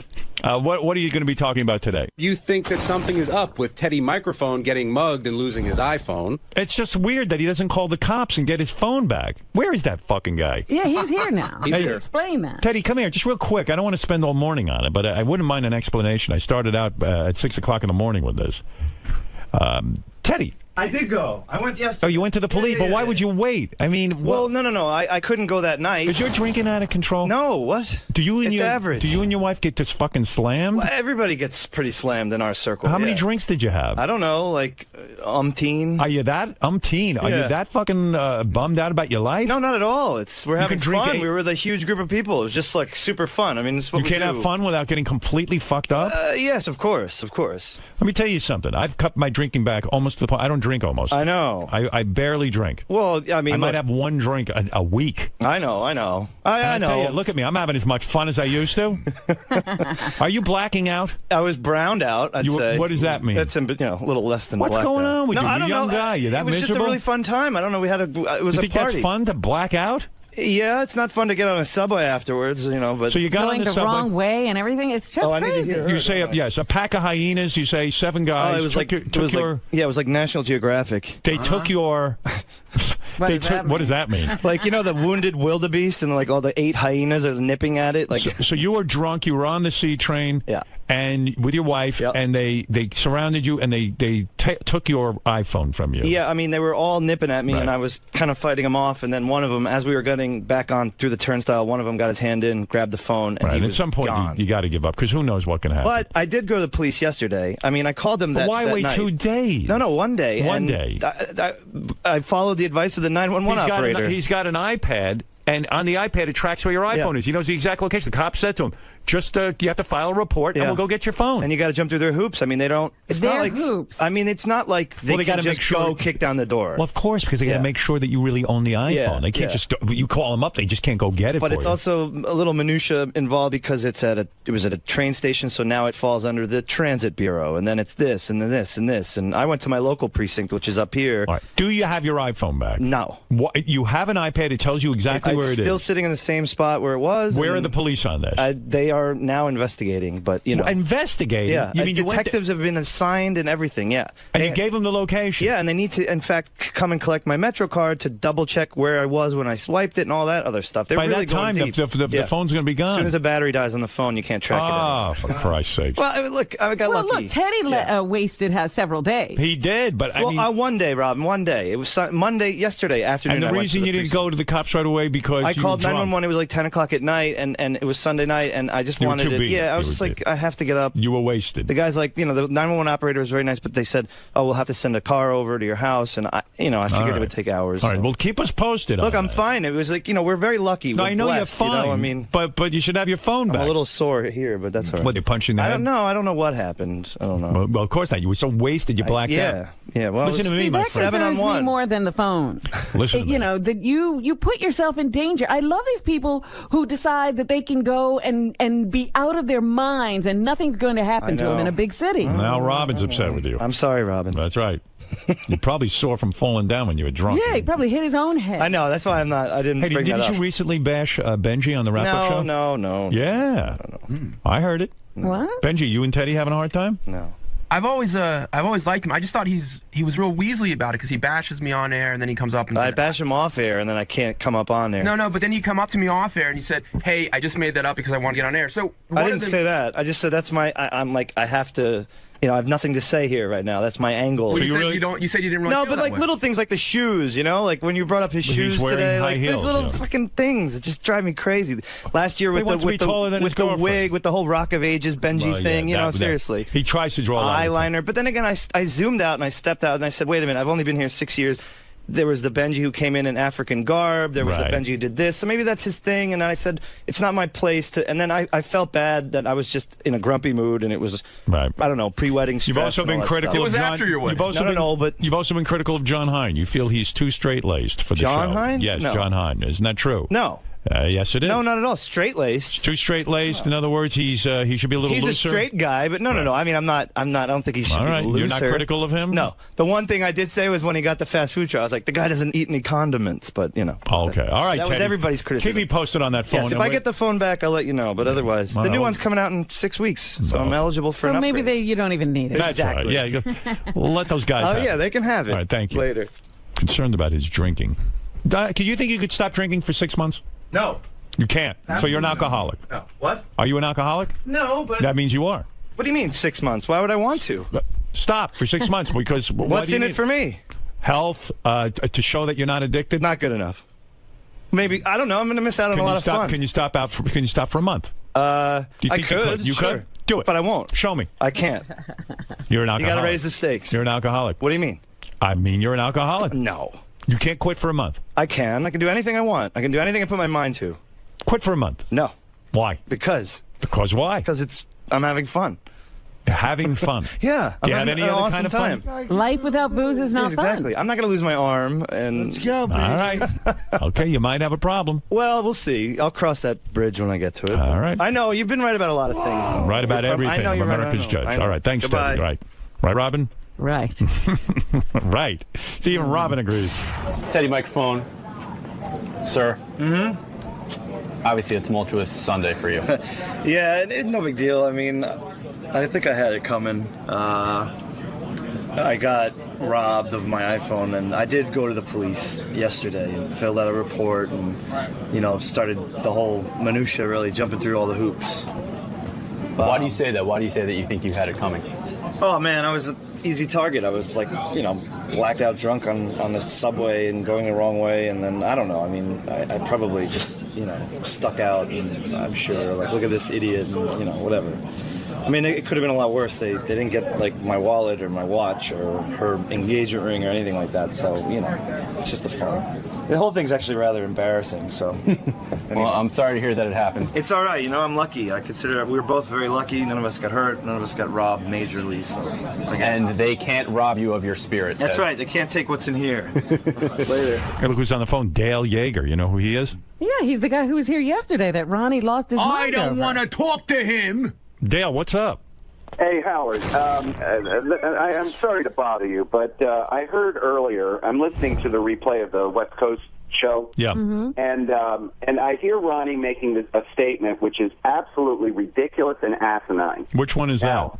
Well, he made a statement. He goes, well, I've talked to real police officers, and they say they know these guys. They're all book smart. They hear them at the academy. Howard, I've been operational in the field. I'm operational now. I work on cases. I'm in doing interrogations. I'm not a guy who's just some college professor that stands in a room and gives theories. No, I tried to tell Ronnie that, but he won't listen to me. Ronnie's screaming too loud to listen. And you know what blows my mind is, of all the profiles I did, and I actually did one on Robin, but we didn't get to it, but of all the profiles I did, his was the shortest. Right. And he got the most upset. You know? Yeah, I still don't understand what he got so upset about. I don't either. And that's another thing, too. I wanted to clarify. I said that I believed, and again, it's not definitive, I believe that he, in his past, has done swinging because of all the stripper things. Well, swinging is when you have more than one sex partner at a time, 2 people or more. Mm-hmm. I don't think he understood what the definition of that was. I just wanted to clarify that. All right, Dale, fair enough. All right, thanks. All right, thank you. That's Dale Yeager, who is a professional profiler who got into a huge fight with Ronnie yesterday. Yeah, well, he's probably set Ronnie off again. He might have. I don't know. It's very possible. Ron. Yeah. Now that you've had some time to think about things, Yes, we played that. What? have your feelings changed now that you've had some time? No. Feelings changed about what? The guy's a fucking professor. Well, he said he has done some field work. He has. been out there. He says he's still in the field, giving lectures. That's not the field. Seems like you're giving him a lot of power by not answering to him. He has no power. I talk to real police officers. They know about guys like him. They laugh at him. What else is in the news? What do they do? They laugh at him. How do they do that? Starbucks, Macy's, and other. Stop turning the radio off. I can't hear you. What did they do? They laugh at guys like Dale Yeager. And how do they do that? That's scary, man. That's right. I wouldn't come near Howard if you were Yeah, it's doing like a fucking Creedmoor laugh. You know where Creedmoor is? Huh? You know where Creedmoor is? I'd imagine it's about 2 feet in front of me right now. You never heard of Creedmoor? No, man. You heard of Creedmoor? I've heard of Creedmoor. You heard of Creedmoor? It's a mental institution. Yeah, I know Creedmoor. That's where Ronnie should be. So I was right. It was a couple feet in front of me. Yeah, that's where Ronnie should be. Locked up in it. I'd feel, speaking of security, I'd feel a whole lot safer if this interview ended. Good. End it. End it.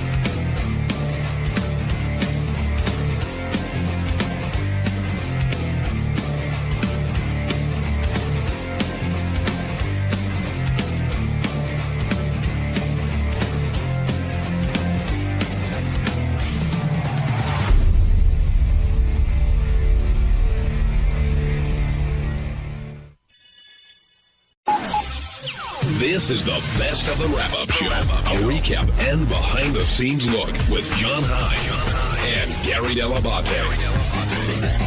The best of the wrap-up show begins now.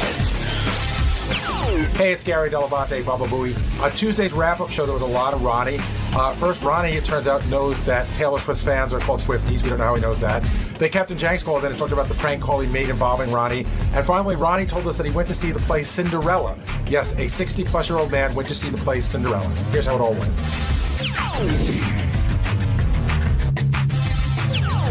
Another argument that we had, sort of, I wouldn't say argument, but discussion we had before the show, and Howard picked up on it during the show, was about Taylor Swift singing along to all the acts.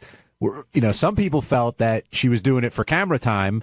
I'd ask JD, but he can't come down here right now. How come? What's he doing? He's in a meeting, but he does feel that way. I'm with as JD. do you. And I and Steve both feel that she's a young girl who just likes music. I think that when you go to an event like that, where you're really the focus of attention, she's not just anybody going. Agreed. She's the focus of attention.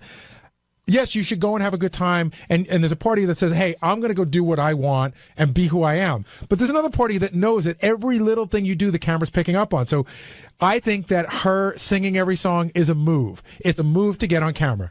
I disagree. I think she's just singing along, and she's enjoying the music and being a 23-year-old girl. Can we tell the audience that you, off the air, refer to her as Tay-Tay? On the air, I've said Tay-Tay many times. So you're in a whole other league. Look, just because I've seen her in concert 5 times. Have you seen her 5 times? 5 times. You know I'm going again, right? Are you? End of March. What city this time? It's local. Going to Newark. John's he's like the Grateful Dead. He's like a deadhead for Taylor Swift. What do they call them? What? Taylorheads? Do they have names? Taylorhead road groupies? Swifties. How do you know that? How do you know that, Ronnie? Don't worry about it. No, how do you know that? I'm smart. No, how do you know? I'm a goddamn genius. How do you know a Taylor Swift groupie? I have 2 teenage daughters. What's your reason? Yeah, I have a teenage girlfriend. Is that why you know? Is Stephanie a big Tay-Tay fan? She likes her. Do you like her? Not particularly. No, not for you? No. Not your speed? She is cute. I got to say, she's a cute kid. Yeah, she's, well, whatever. She's very all-American looking. Yeah. And I don't think her music's bad. Some of it, not all of it. Steve Brandano agrees. I see him shaking. I think it's funny because you don't think her music is bad. I'll give you 10 other artists that like dance around her genre that you would probably hate. That's true. I like her older stuff, like Tim McGraw. But anyway, let's get Ronnie. I'm glad. I like her Greetings from Asbury Park album. I'm glad you're here. Are you really? Yes, I am. Because good. before getting into David Spade, I did want to ask you about that prank call that Jenks did because apparently you weren't a big fan of it.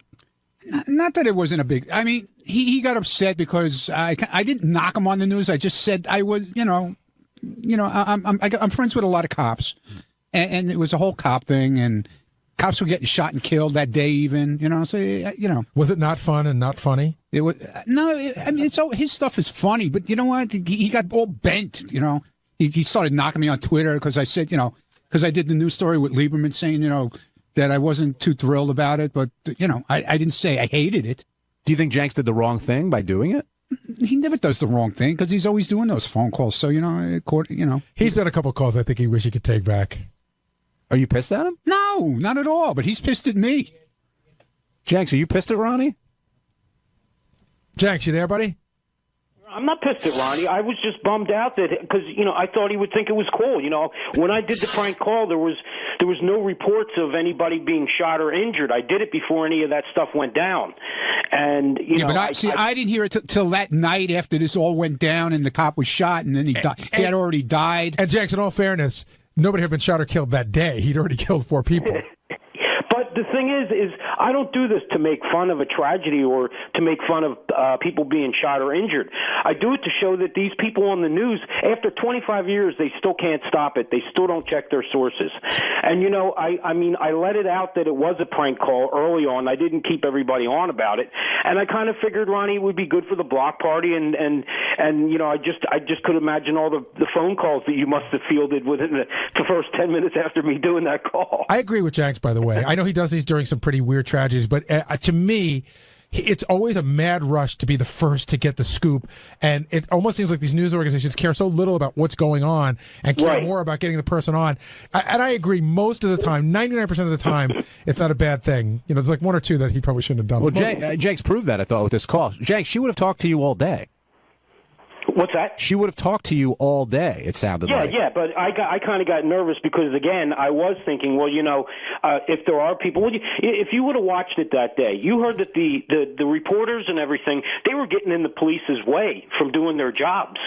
So, I mean, me doing a prank call to that show was probably just, I think, was just comical. It was just to show that these people were so willing to put anybody on the air without checking any sources that I could at least get through and do it. I just didn't want to string anybody along. You know where I thought Jenks used to shine for me? Jenks, what is the Philadelphia version of, I guess up here, it's called the DOT. What is it, like the Department of Traffic, like the roadworks people? What are they called? Right.